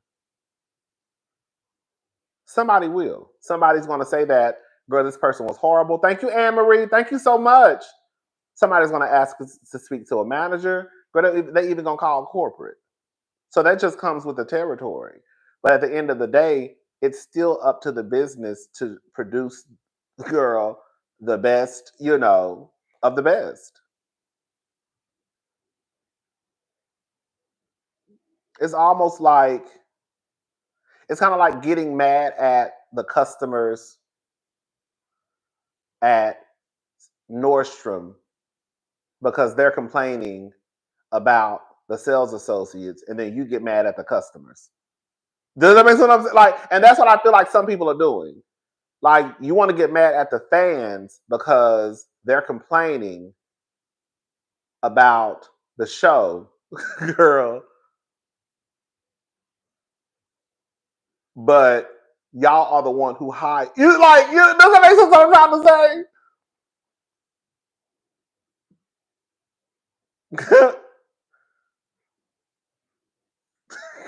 Right, fuck them customers.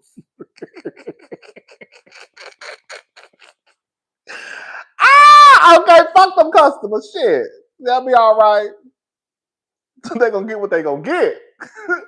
Andy can go if it means we can get Nene back. He's holding our show hostage. We need producers. We need new producers. Our RHOA is over. Thank you. That's how I feel about Potomac with Giselle. No shade.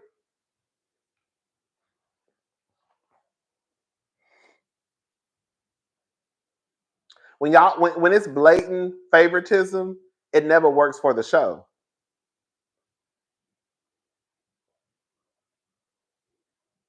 Bravo says it's McDonald's over here, not hey. Bravo said it's McDonald's over here, not Chick-fil-A. I know that's right, baby. Ooh, child, the ghetto, baby. Ooh.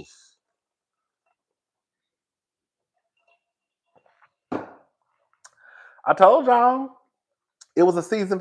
I told y'all episode 5. It was a season finale. Okay. Episode 12 was a series finale. Catch that tea. What was the series finale?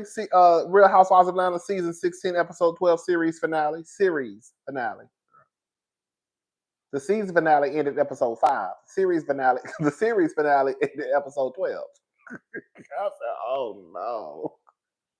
Oh, it's over, baby. I said, oh no, Atlanta. Oh, baby, my baby is going out sad.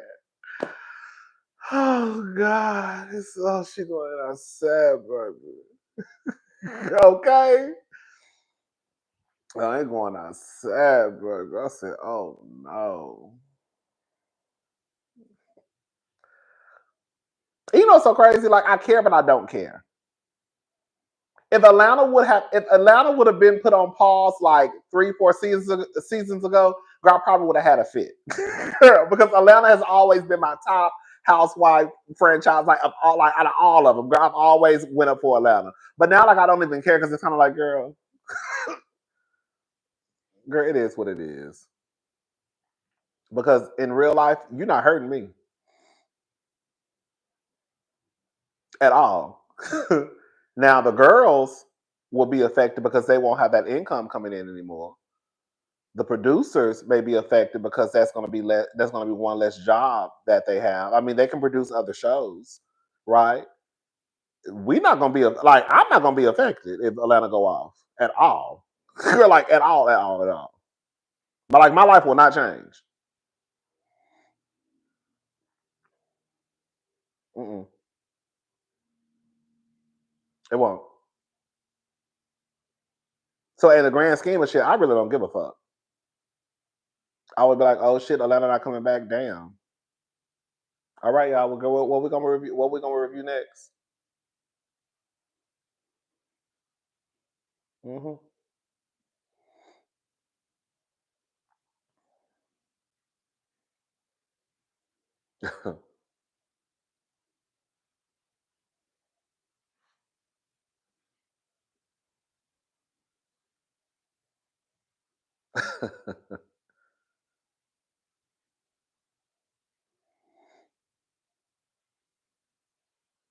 And that's the thing. Like, I think some people, I think some people, I think, I think some people, fans, and even the people at Bravo, think that by taking off these shows, that it's going to affect us. The only people that it would affect, I will say this, if you probably have a YouTube channel that's absolutely dedicated to Atlanta or Housewives, then you might be affected, right? If you run like a blog or, something that's, basically mostly housewife based, then you might be affected. But for the most part, no tea, no shade, I'm not going to be affected. Because, baby, I run my mouth about every and anything. Okay, so, girl, we talk about everything over here. From hot topics to reviews, girl to girl, we're going to keep the show, baby, the show going to keep going. So, fuck around and take it off if you want to, girl. I ain't going to give a damn. Because I'll be reviewing Love and Hip Hop. Bitch, girl, I'll go back to watching Love and Hip Hop. Girl, I'll be all right, girl. Y'all see what I did? I hop right. Girl, I gotta watch Basketball Wives. Damn, I forgot. Girl, y'all see how I went right back to watching Basketball Wives? Girl, I'm gonna find something to talk about. So I'm gonna be all right. Okay. So that's how I look at it. It is what it is. And because of how the show is going, I'm not even emotionally connected to the show like that anymore. Like before, like y'all know, when Kenya left, I stopped watching season. Was it season 10, season 11? When she didn't come back, I said, girl, fuck y'all hoes. I ain't watching this bullshit. I'm trying to send the nieces to college like Drew is sending. Okay. I'm trying to send the nieces to college like Drew is sending pull on. I know that's right. Okay. But yeah. Okay. One network don't stop no show over here. Show don't. That's what they're. Oh, that's what I was saying. Like, I'm not even really emotionally connected to Atlanta like that anymore. Like before, like I said, like this was my show. Like I really was like, girl, this is my show. Like I don't want nothing to happen to Atlanta. Like, girl, But so when Kenya left, I was like, well, bitch, when Kenya dipped, I dipped. I put my hand up on my hips. When she dipped, girl, I dipped. We dipped. Hello, I said, bitch, I'm gone. But I would still watch like clips and stuff online. And I would still listen to people reviews on YouTube, but I never watched. So I still knew what was going on based off of the reviews and clips I saw. But this time Kenya left, I was like, okay, Kenya gone. She fired. I'm still gonna watch. Because at that point I'm just kind of like, girl, I'm not really that connected to my emotions are not that tied to the show anymore. To the point where like if Kenya gone, I'm done. Like, no, I'm still gonna watch. So, and if it go off at the end of the season, if it's paused or whatever, girl, it is what it is.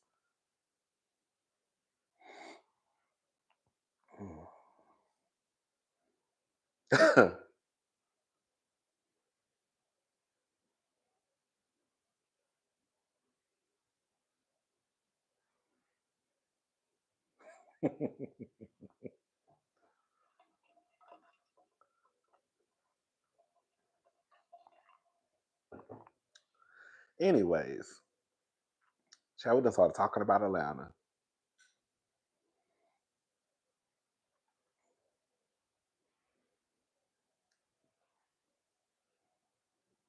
Yes, we have 1,006 people in the room tonight.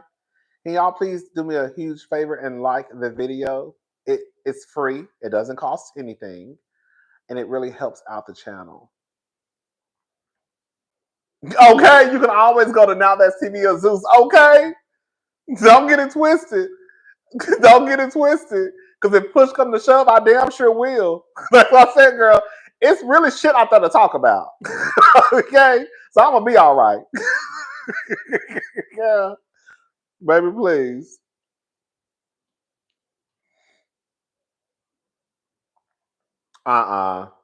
Mm-mm. Mm-mm. No, I'm not, I'm probably not gonna watch the next gen show. Next generation NYC? Probably not.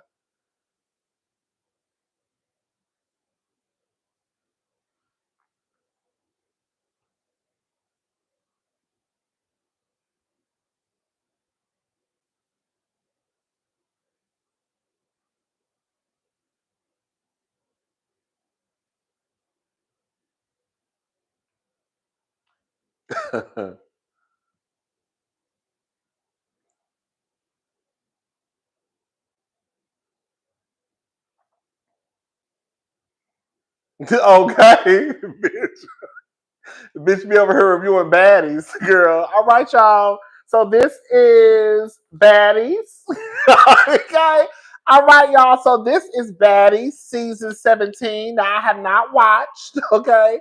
But I don't think it's nothing to really like, you don't really have to keep up. They just be knocking bitches upside the head. So it really ain't no storyline. So all right, so this is Baddies season 17, episode 1. So basically in this episode, the bitches was just fighting. They ain't really got no storylines, girl. It was some girl in the kitchen fixing a tuna fish sandwich. Some big girl walked up and hit that bitch in the back of the head, and they got to tussling. I said, "Oh my god, girl, this is a mess." And then I look up, girl, her pussy all out, child, legs in the air.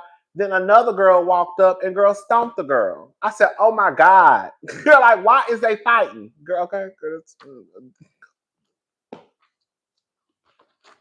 bitch, I'll be over there watching Zeus if I have to. Don't get it twisted. That's what I said, girl. Okay, bitch. Girl, y'all know Krishan, Blueface mama. Blueface baby mama. She was on the show. Baby, this bitch ain't got another tattoo on the side of her face of some nigga she fucking. I said, oh my God, girl, you so slow. And then, oh girl, the big girl, Rolly, what's her name, Rolly? Girl, she got another BBL. And then, girl, she in the room laying down trying to heal with her ass in the air. And girl, this other girl walked in and girl hit her in her ass. Now her ass started leaking. Girl, that's how the show gonna go.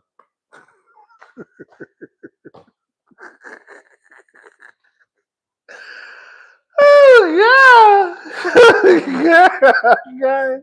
Ghetto, ghetto, ghetto, baby. Yes, I review and just like that, and just like that actually premieres. Oh, it came out today. I just realized that. Oh, so yeah, I do review a scripted show. Well, I review one scripted show so far. It's called the Sex and the City spinoff. Yeah, I reviewed I think every season that it's been on. Mm-hmm. I love it. I love and just like that. It's cute. So yeah, it just the this is the final season, and just like that, this is the final season. When did they say that? They said this is the final season. I hadn't seen that.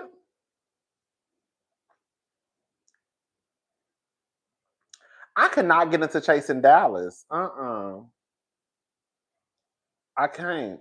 I used to watch. I used to watch Chasing Dallas, Chasing Atlanta. Chasing Atlanta went off, but I heard it's coming back though. I used to watch Chasing Dallas. I used to review Chasing Dallas, but it just got too. I don't know. It just kind of got like too young for me. It got too young, and I don't know. It just got too young for me, and I just felt like the girls we put like the pump. Y'all supposed to put them. Girl. You know what I think? You know what I think was happening with even with Chasing Atlanta sometimes, for real. I feel like on Chasing Atlanta and Chasing Dallas, some of the girls they start to mimic what they've already seen on like Housewives. So the girls trying to show up to be the Portia of the group, or the Kenya of the group, instead of just being themselves. Like, girl, why are you trying to be like why are you trying to be like a Nene, a Portia, a Kenya? And then like I don't know. I just felt like I don't know, girl. Like I watched all Chasing Atlanta. Chasing Atlanta was my show. Um, Chasing Dallas I used to watch, but then when they did the whole cast change up, and I was like, okay, I couldn't really get into it anymore. Because like I said, maybe because I'm a little mature. I just couldn't get into the younger. It just felt young to me. Kind of like Next Generation NYC. Like I don't see me watching that unless something just catches my eye, and I'm like, oh girl, let me talk about this. But other than that, it didn't grab me. I was like, oh girl, there go Riley. I did see a clip of Riley and Kim's daughter. They were looking at old clips of themselves on Atlanta. I thought that was so cute. I was literally smiling from ear to ear. I thought that was the cutest thing. And it did kind of like, I was like, oh my God, like I forget that we've really seen these people grow up to be young, young men and women. Like I forget that like Riley was like a child, like on the show, and now like she's like a grown woman. You know what I'm saying? Like, so I was like, oh my God, like I've literally seen this girl grow up, like, so that's like that's cute to me. But yeah, I just then the gays be doing too much. Everybody like that. That's on like the girls don't be trying to be truthful about their life. Everybody got a brand. Everybody is a hair. Everybody is a fashion. Everybody is a stylist. Everybody got a brand. I'm sorry to break it down to y'all. Everybody ain't got no brand.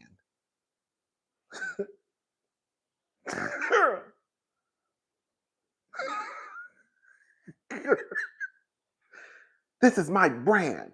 Girl, you don't have a brand.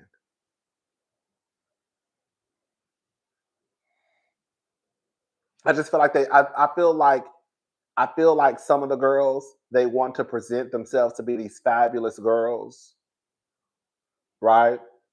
Instead of just saying, I work at Nordstrom, but my goal is to get my fashion line off of the ground.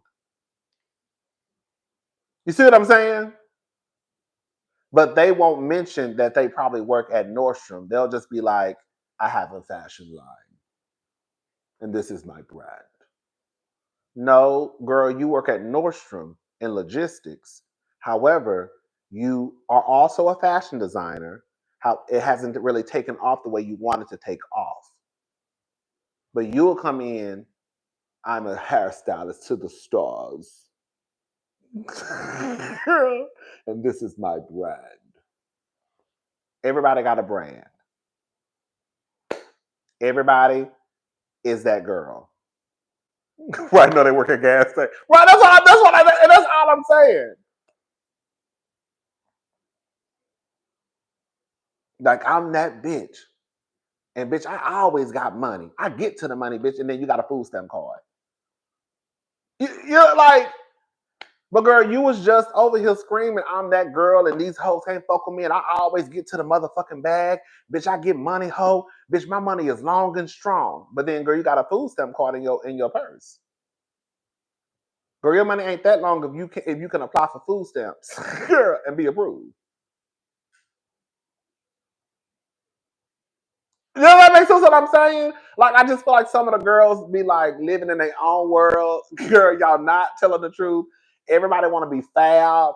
Girl, everybody want to be like, girl, I'm that girl, and I ain't got no problems, and you know, I'm a fashionista, and I'm rich, and I get to the money, bitch, and I run the scene, and I'm a socialite. And it's like, girl, that's not even your life.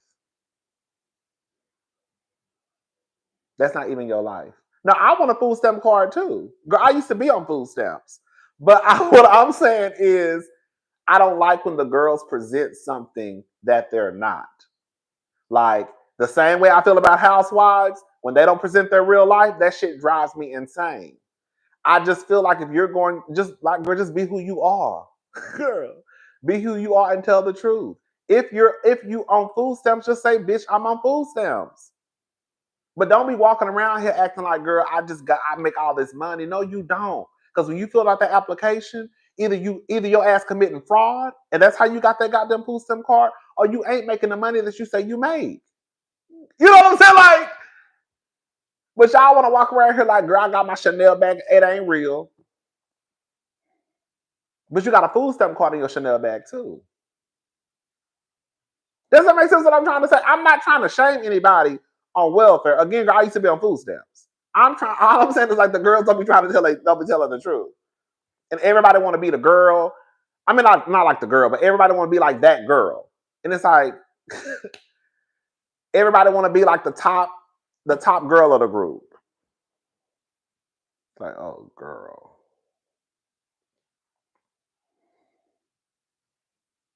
And I was just like, oh girl. Mm-mm. Mm-mm. So yeah, I stopped watching Chasing Dallas. I was like, girl, y'all girls be doing too much for me. But anyways, but yeah, I did hear that Chasing Atlanta was coming back. I did hear that. So if they come back, I don't know when. I would definitely probably stick my head in to see what's going on in Atlanta. Oh, excuse me. Ooh. Excuse me. Inauthentic across the board on all shows. Basically, Patricia, girl, whether you watching Atlanta, girl, you got Bang Bang Edie over there lying about her life, girl. She's supposed to be this rich bitch who taking everybody to get plastic surgery, but girl, when she throw a party, girl, she got 2 pork chops, 2 chicken breasts, 2 pieces of salmon, and 1 piece of tilapia. Girl, some mashed potatoes and some asparagus left over from the other night. The only people she can feed is the goddamn cast members. Girl, you were just the other day looking at a $400,000 car, girl. Now y'all about to get me started. Girl, that's why I'm about to go. Bang bang. You were just looking at a $400,000 car and two slices of light bread. Girl, you were just looking at a $400,000 car. You were just looking at that expensive ass car in that parking lot for you to turn around and not even have enough money to feed the people at your party. Girl, it'd be shit like that. It's shit like that. I'm like, that don't even make no fucking sense. You were just a few episodes ago had your leg lifted up in the parking lot. Girl, your husband had to tell you put your leg down because you had your leg up in front of that man. Okay, girl, put your leg down. Looking at that, what wasn't that car like $400,000? It was expensive, girl. I can't remember. Maybe that was Shamia's car that was $400,000. I think Britt was looking at a car too that was $400,000. Wasn't she? I can't remember the price of the car, but I know it was expensive though. And I was like, girl, it's shit like that that don't make sense. Like you can't even follow through, girl. You can't even pretend, like you can't even pretend that you have money. Like you can't even fake it till you make it because you can't even. Okay, it was $400. Okay, it was $400,000. Okay, girl, you can't even fake it till you make it because you just can't. You on TV talking about you building a house and your mama moving in with you and you about to have a baby and you know, your whole team went to Miami and got whatever plastic surgery that they want, and your husband is about to buy you another car or thinking about buying you another car. You're looking at a $400,000 car in a parking lot, and then when it's time for you to have your event, girl, you got the people standing up, girl, eating finger sandwiches.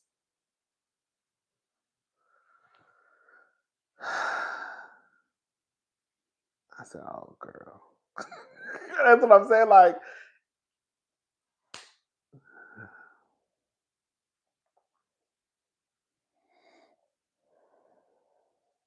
and stuff like that, it don't make sense. Like, you can't even follow through. Like, you can't even follow the script that you wrote out. Like, you can't even feed people. At the, at the, girl. And that's the thing, right? Supposedly did all of this, but didn't have enough food at the. And that's what I'm like. That's where it's like, girl, you can't. Like, I know. For. Let me shut up. I'm about to start. Shamia thought she was gonna be that girl, but Shamia is full time now, and all she brought was bad jokes, wigs, and crying about Portia 24/7.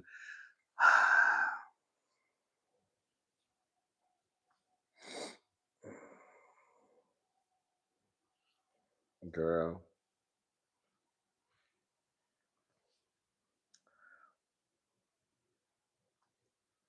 I would never. Let me tell y'all something. Before anything, I would never throw a party and not have enough food. Never. Never. I'm going to have enough food and enough alcohol. We're going to be drunk as fuck and we're going to be full as fuck. Okay? Now, I probably can't Uber everybody home. So you're going to have to find your own ride to go, girl. Go find a corner somewhere to go to sleep until you can wake up the next day. But, girl, you're going to eat good and you're going to, girl, like, you can't even.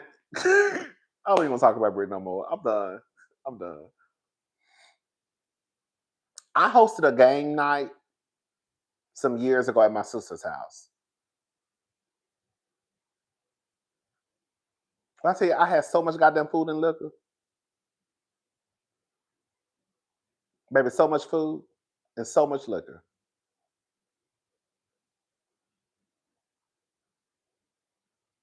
Hello? Hello?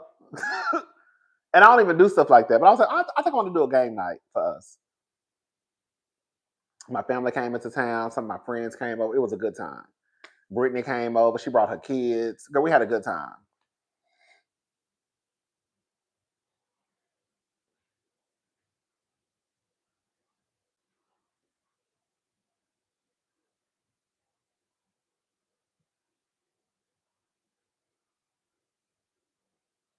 or just don't do food at all.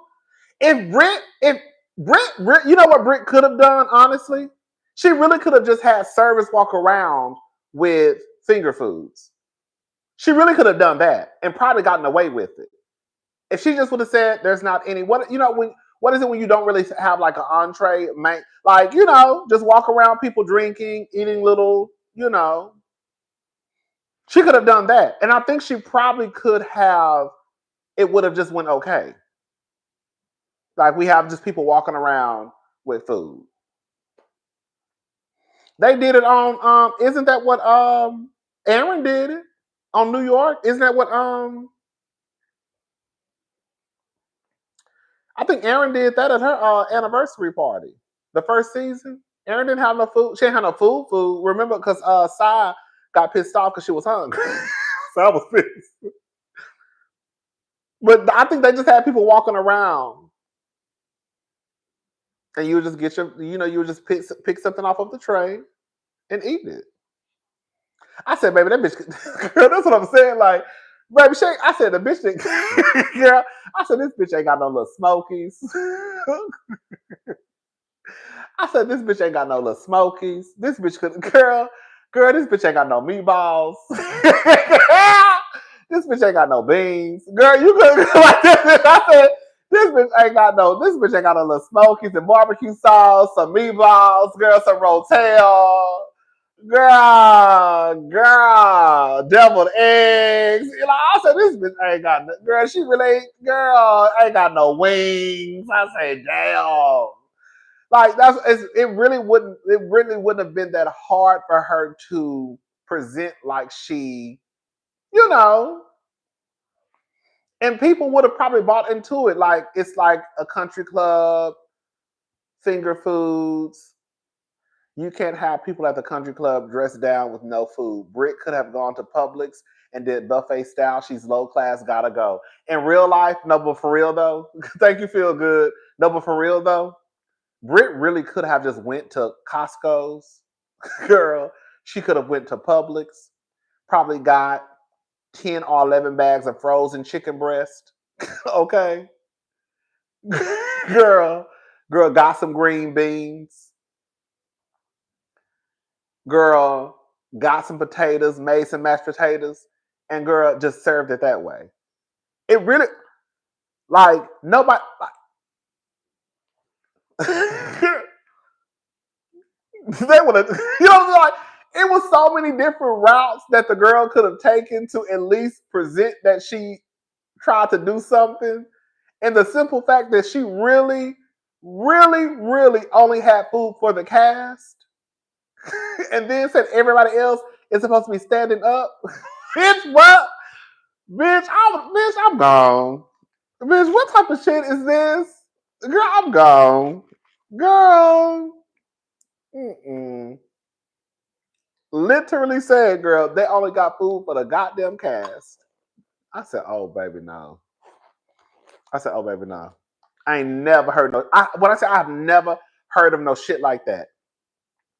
I have never been to a party or some type of event and they told us that only the close family and friends are eating today.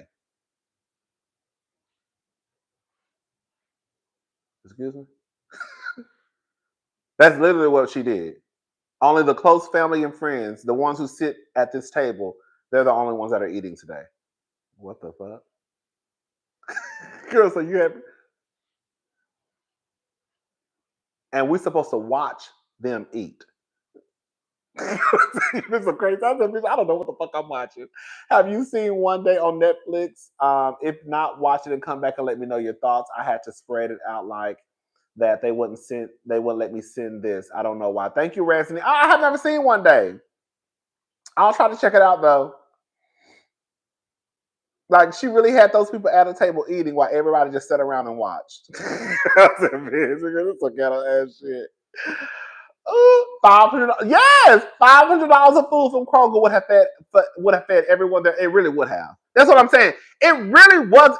If Brent was trying to go the cheap route, it really didn't take a lot of money to feed those people. It really didn't. It really wouldn't have. Brent could have fed that room with people for probably $500. She really could have. Why do I have the feeling that RHOA might be going for a Jen Shaw British Williams-esque takedown for Brit next season? Baby, Immaterial Boy, I can see it, especially if they bring her back. The only way they will bring her back is because they know that something in the milk ain't clean. That's the only way. That's the only reason I can see them bringing her back is because they know some shit probably about to go down, and they want to catch it on camera.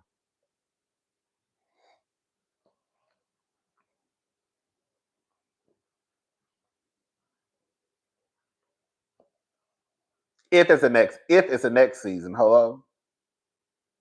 If it's a next season,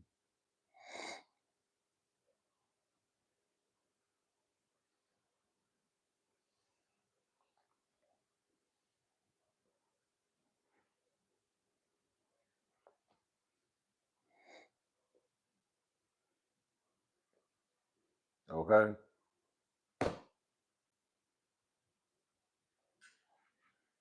Like New York. They say that Andy came out. Was it Andy? Came out and said they are interviewing like 10 new girls. I said, how the fuck do you reboot the reboot, girl? A mess. How the fuck did you, girl? Y'all got rid of and I never even watched New York until they recast. But I said, how do you get rid of everybody? Give everybody a pink slip and a white box, and then you reboot, and now you're about to reboot. Girl, you about to reboot. You about to reboot the reboot? I was like, girl, this is a mess.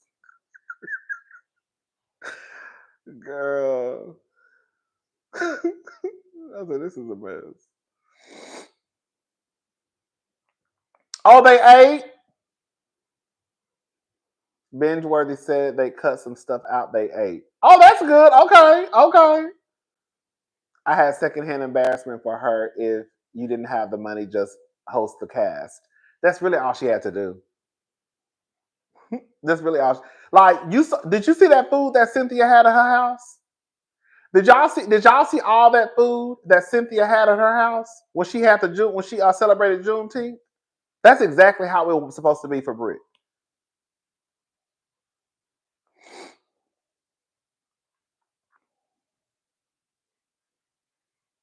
That's exactly how it was supposed to be.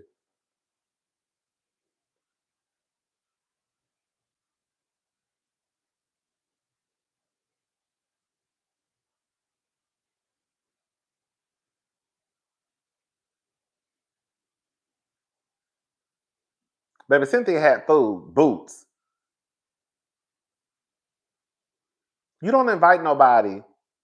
You girl. And like I said, girl, what made it bad was like Brit really like sent out invitations, I guess, and had people dressed up in Sunday's best. You didn't have these people get dressed up, put their good clothes on, and thank you, feel good. Why did they have bloggers at the event? They had bloggers at the event.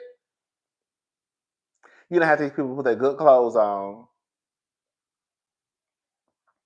You done had the people put on heels and all that stuff. And girl, you can't even feed the people. I said, oh girl. But it is what it is. This is what they wanted. Like I said, girl, this is a new era. Girl, Bravo said y'all remember Bravo said this is the new era. I said, oh baby, pistols and whips and bitches who can't feed people, girl. This is the new era of Real Housewives of Atlanta. That's what they said about season 16. This is the new era, and this is what we got. The new era. Pistols and whips. And hosting events where only the cast eats and everybody else has to stand around and watch.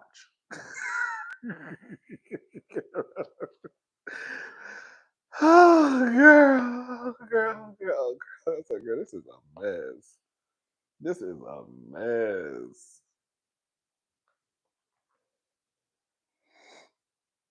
Mm-mm.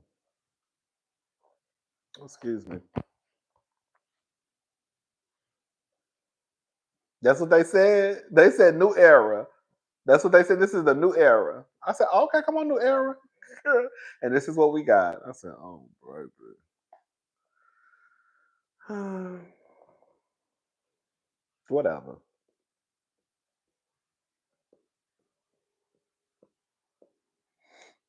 I ain't giving her no grace. I ain't giving her no grace. Mm-mm. Mm-mm. I ain't giving her no grace. Cause Kelly, Kelly didn't. I ain't ever seen Kelly not have no food. Okay. Marlo's Met Gala event had no food because that's how a fashion show goes. But the Country Bumpkins and Drew French Roll had an issue. Bring Marlo back. Thank you, Isma. She didn't have no food. I don't remember.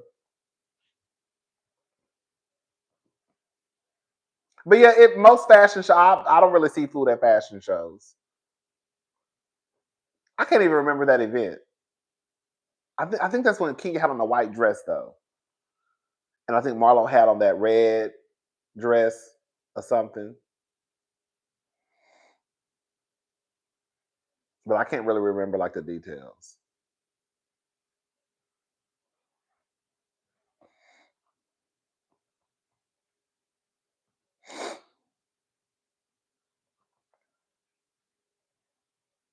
Huh?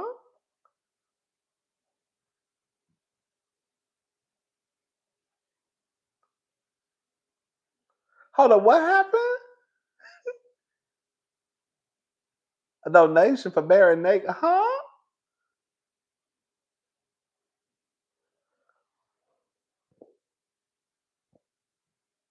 They really do expect. They really do expect a spread.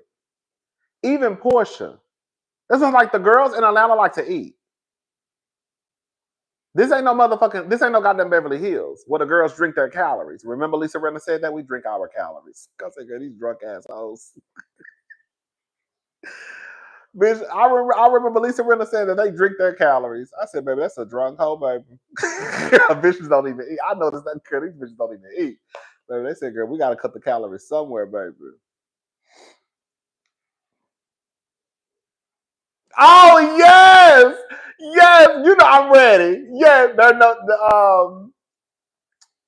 they're donating to Granada, and Brisket's donation box had 3 rolls of toilet paper and told Shamia more stuff was coming later. Girl, I saw some shit like that online. I didn't watch the whole clip, but baby, I said, baby, what, girl? That's what I'm talking about. That's what I said. Everybody, let me say something. Everybody, and this is what I be trying to tell people. When people were trying to scream that Sweet Tea had the right to be on Married to Medicine, no, she does not. Girl, just because Sweet Tea is married to a doctor, that does not mean she should be on a reality show. Just because you are a woman does not mean that automatically makes you, girl, someone that can be on a Real Housewives show. No. No. And if all you can give when it's time to donate is some rolls of toilet tissue, housewife is not for you.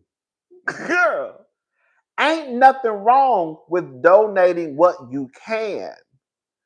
But when you watch the housewives, if that's the most you can give, girl, you shouldn't even be on the Real Housewives if all you can give is toilet tissue. That's all I'm saying. I get that we got some broke housewives, and that is, we have had broke housewives over the years. But girl, toilet tissue? Girl, get off my TV screen. Girl, you gotta go. Girl, you gotta go. You're not feeding nobody, girl. You giving toilet tissue, that's it. Girl, 3 packages of toilet tissue. Not even like, girl, 200 cases. You know what I'm saying?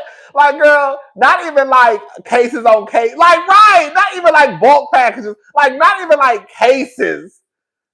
Like, I could see if she said, oh, I have, 30 cases of toilet tissue. I would be like, oh, that's actually nice. But girl, you literally went to Target, Walmart, Dollar Store, Family Dollar, and walked in and got some toilet tissue.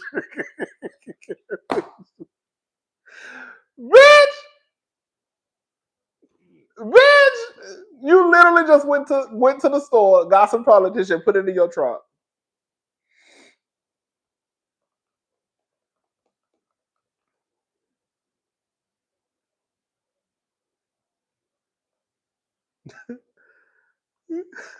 That's not true. That's not true. I don't think. Well, that's not true for me. Y'all don't like her because Kenya's gone. No. Why do you? Why? Okay. Let me ask you a question. What makes you like her if you do? Because I don't dislike Bang Bang, but I have been consistent in me saying she should be on the show. Now that ain't gonna change. Okay. And she shouldn't.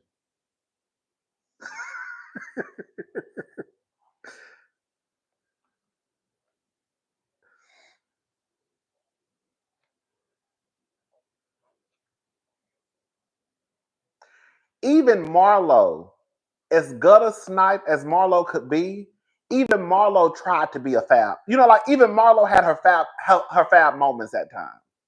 But even Marlo tried to do things um, of a certain caliber. She did.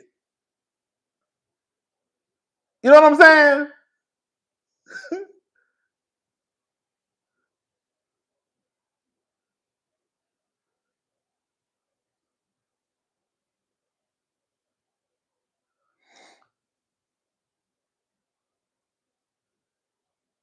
Baby.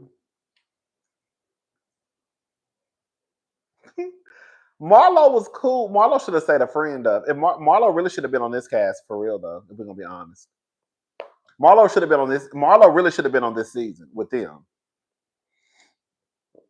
Come on, Budget Edie. Okay, Marlo really should have been on this season, in my honest opinion.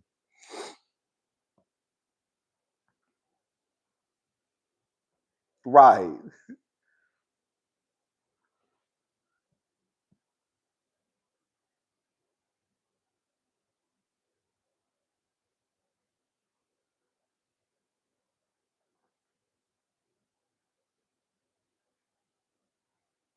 baby.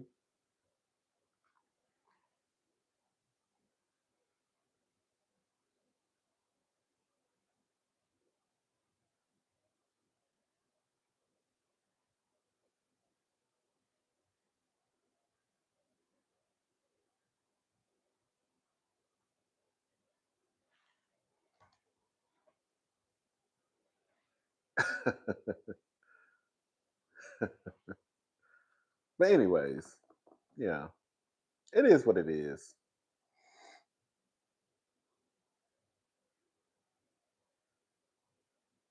Right. Come on. The thing is, there's nothing wrong with being on a budget. The problem comes when the stuff you produce looks tacky. Exactly. All the girls have a budget. You know, like they're gonna ask you what your budget is. What's your budget? So it's not like most of the housewives don't just have endless funds. So they're gonna have a budget. But if your budget is $500, girl, for drinks and food, if your budget is 300, if your budget is $500 for drinks and food, and girl, after you done bought a few bottles of champagne, girl, the most you can do is feed the cast. Then, girl, it's not gonna cut it. I'm gonna need you to add another zero onto the end of that.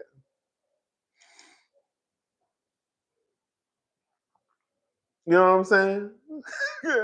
Britt is emotionally immature. She likes to pick a fight way too thirsty for my liking. Prove Kenya right, and she was bringing nothing and still is, baby. Hello, hello. That is true because Kenya did say she was boring. In real life, this is the most we've probably talked about Bang Bang in a few episodes. I don't even remember talking about her last. Was it the week before last? It was like probably like what 2 weeks ago. I don't even remember mentioning her in my review. This is the first time I think we've talked this much about Bang Bang in a few weeks, and that's because girl, the event was a mess.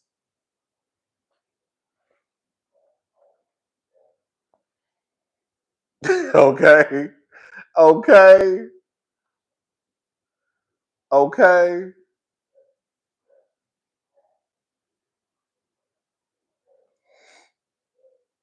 I mean, but whatever. I guess we'll see what's gonna happen. The season should be winding down though, because right now we're on episode 12. Because I heard they only had 16 episodes. Then I saw somebody say 17. But usually when they film the reunion, when Andy asks for the questions and and it's time to film the reunion, that means that it's close to the end of the season. Because I think sometimes they usually film the reunion like when there's probably like 5 episodes left in the season.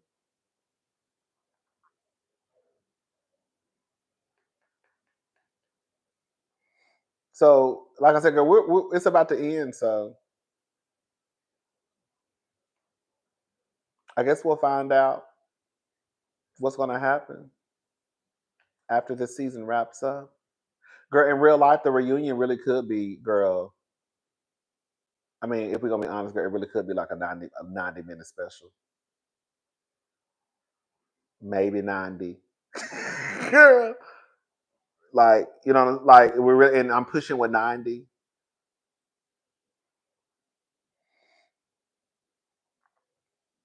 It really don't have to be. If they give 3 parts, it's gonna be a whole bunch of bullshit.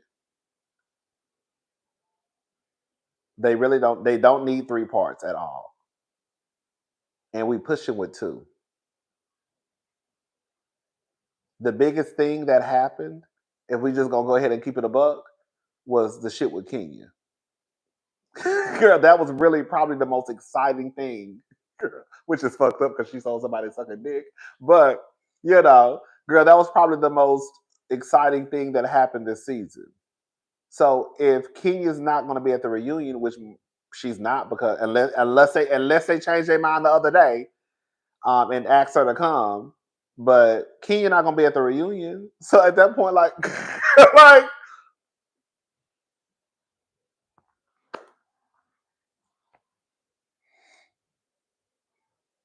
it's gonna be Shamia crying, Portia crying about their friendship. Okay, which I understand. Um, if they surprise us with a Kenya appearance, baby, I'm gonna holler.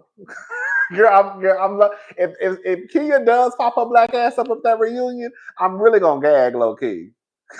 I'm really gonna gag. If Kenya pop up, I'm gonna gag. I'll be like, if Kenya pop up at the reunion, that means that definitely means she's coming back next season. If she don't come to the reunion, she probably not coming back still. But if she show up at the reunion, that means she coming back next season. If it's the next season. Because they'll have Kenya come to the reunion, pay her, and then girl give everybody, then fire everybody. Okay, bitch. They might pay Kenya to come to the reunion, and then girl fire everybody after the reunion. Be like, girl, y'all can go home and don't come back, girl. It's over. We just wanted to try to end this with somewhat of a bang, girl. So they might pull some shit like that. But yeah, if she come, I'll be excited. I think that's the only thing that's gonna help. Because again, like, there's only so much you can talk about with Drew and Portia. There's only so much you can talk about with Portia and Shamia. That probably is gonna be just a whole bunch of crying, right? I think Portia is going to put on a show to try. I think, and I don't know because Portia don't like to take accountability. I can see Portia probably kind of, I don't know. But yeah, I don't. That's like the reunion is not going to be. They don't have enough. The only way it's going to be somewhat exciting is if they have Kenya come. That would be the only thing that could kind of like help out like a tad bit. Because if Kenya doesn't come, the first 5 episodes, and then what led up to, girl, the big reveal, you just gonna ask Brittany? You just gonna take Brittany's side?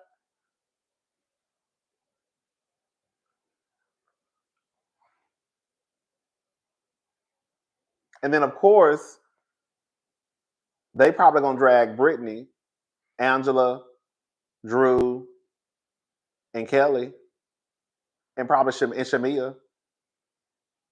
So they probably gonna drag Brittany at the reunion. I could see that happening now.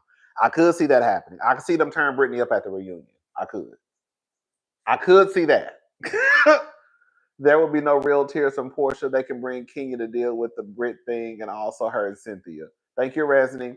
Yeah, that's what I'm saying. I think that if Portia does cry, I think it's going to be some like she's just kind of moving for the fans. I think that Portia has looked at the comments, and I think that Portia is going to try to show, oh, I'm a good friend and I'm sorry, but I ain't gonna. But yeah, I think they're gonna try. I think they'll probably not gang up, but I think they're gonna gang up. Well, yeah, I think they're gonna gang up and tear up Bang Bang. I do think that because they still don't see it for Brit to this day.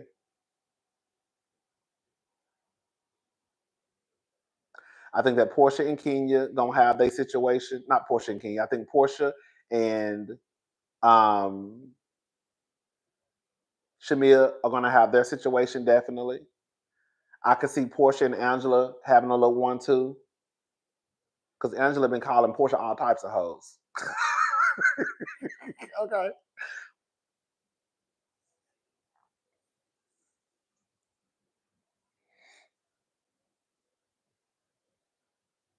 Yeah. They could probably give us 90 minutes. An hour and 15, really? They could probably give us an hour and 15-minute. They could really give us one part. They give us a 1-part, hour and 15-minute reunion. Because that's really all we need. If Kenya not going to be there. If Kenya going to be there, then you can make it 2 parts. If Kenya is there, all we really need is 2 parts. If Kenya is not there, then all we need is an hour and 15 minutes. 1 part. And pat the whole down. Okay. Baby, spread them. Open your legs. Girl, you gotta pat that bitch, baby. You know that bitch probably got a blade in her pussy, bitch. Girl, bend over and cough. Cause girl, I know your kind, baby. I know your kind. Bend over, open your cheeks. Yes. And cough. Cough harder. Cough again. Girl, sneeze. Lift up your tongue. Move it around. Move it around. Okay. Lift up your wig. Lift it up. Okay. The sides. Because I know you ghetto. I know how you like to do. I don't trust you. Girl. The matter of fact, when you come in the building, don't even have your wig on. I need your hair braided back. So tell your hairstylist, if you plan on wearing a wig that day, you're not putting your wig on until you get to the back. When you come in, just have your hair braided to the back with your stocking cap on. Lift your stocking cap up so I can look at your hair, and then you can go to the back. Other than that, don't have that wig on. Okay? Baby. Because, baby, you a pistol blade carrying type of girl. Girl, I don't trust you. I don't trust you. Girl, I don't trust you. I don't trust you. I don't trust you. Girl, okay? I know you're kind. Come in here, girl, and girl, we know how the girls get out here, girl. And I'm gonna we already know how the girls get on reunion day, girl. We already know how the girls can get on reunion day. Girl, we done seen the girls cut up and cuss each other out. So if you can't handle, girl, if you couldn't handle Kenya not giving you no hug, then girl, you don't know what the fuck you in store for today. Because the way these bitches be cutting up on reunion day, but you gonna be ready, girl. You really gonna be ready to shoot somebody. So, girl, you don't never know what's gonna come out their mouth, baby. You'll fuck around, and girl, you'll be, girl, you sitting your white looking ass so. Bitch, you don't know what they gonna say. You'll have Candace over there calling just all types of white bitches and shit. You sitting your white looking ass over there, just call this lady white. Bitch, girl, you don't know what's gonna happen, girl. You got Kenya, girl. You are a dumb hoe. Shut up, bitch. You don't know what's gonna come out of these hoes' mouths, girl. These baby, it's Mad Day. Everybody putting on the show. Everybody getting cursed out. Spell scepter. Girl, you are a dumb hoe. Shut up, girl. A mess. A mess. A mess. So I don't trust Bang Bang. I don't trust Bang Bang because the reunions be cutthroat. The reunions be cutthroat, girl. The reunions be cutthroat, and the girls be cursing each other out. They be dragging each other. It be a lot going on. We already know how it go down at the reunions. The girls be wearing each other low. Okay. Mm-mm. So we gotta we gotta have a metal detector up with Bang Bang. We need a metal detector, girl. We need a TSA pat down. Yes, because she don't have she don't have control of her emotions. Okay, bitch, baby, a mess. Okay. Oh, anyways, girl, I literally said, baby, I swear, I don't know. Time really does pass by fast. I'm not lying. It does not feel like I've been on here for 3 hours. I swear to God, it doesn't. But I have been on here for 3 hours, and I told myself when I got on here, I was gonna be on here no longer than an hour and 30 minutes, and it's about to be 11:15. And one of y'all told me we're not gonna do 6 hours, we're gonna do 3 hours, and I said, no, we not. Girl, literally, somebody said in the comment section, we're not gonna do 6 hours, we're gonna do 3 hours. No, the fuck we not. I'm not gonna be doing no 3 hours. Okay. Anyways, y'all. A mess. Okay. Anyways, I'm gone. My throat was kind of bothering me. I couldn't talk, getting tongue tied, can't say the words. But I feel a little better now. Anyways, all right, I'm gone. I will talk to y'all later. Y'all have a good night. We were on this bitch for 3 hours tonight. I will see y'all in a few months. Bye bye.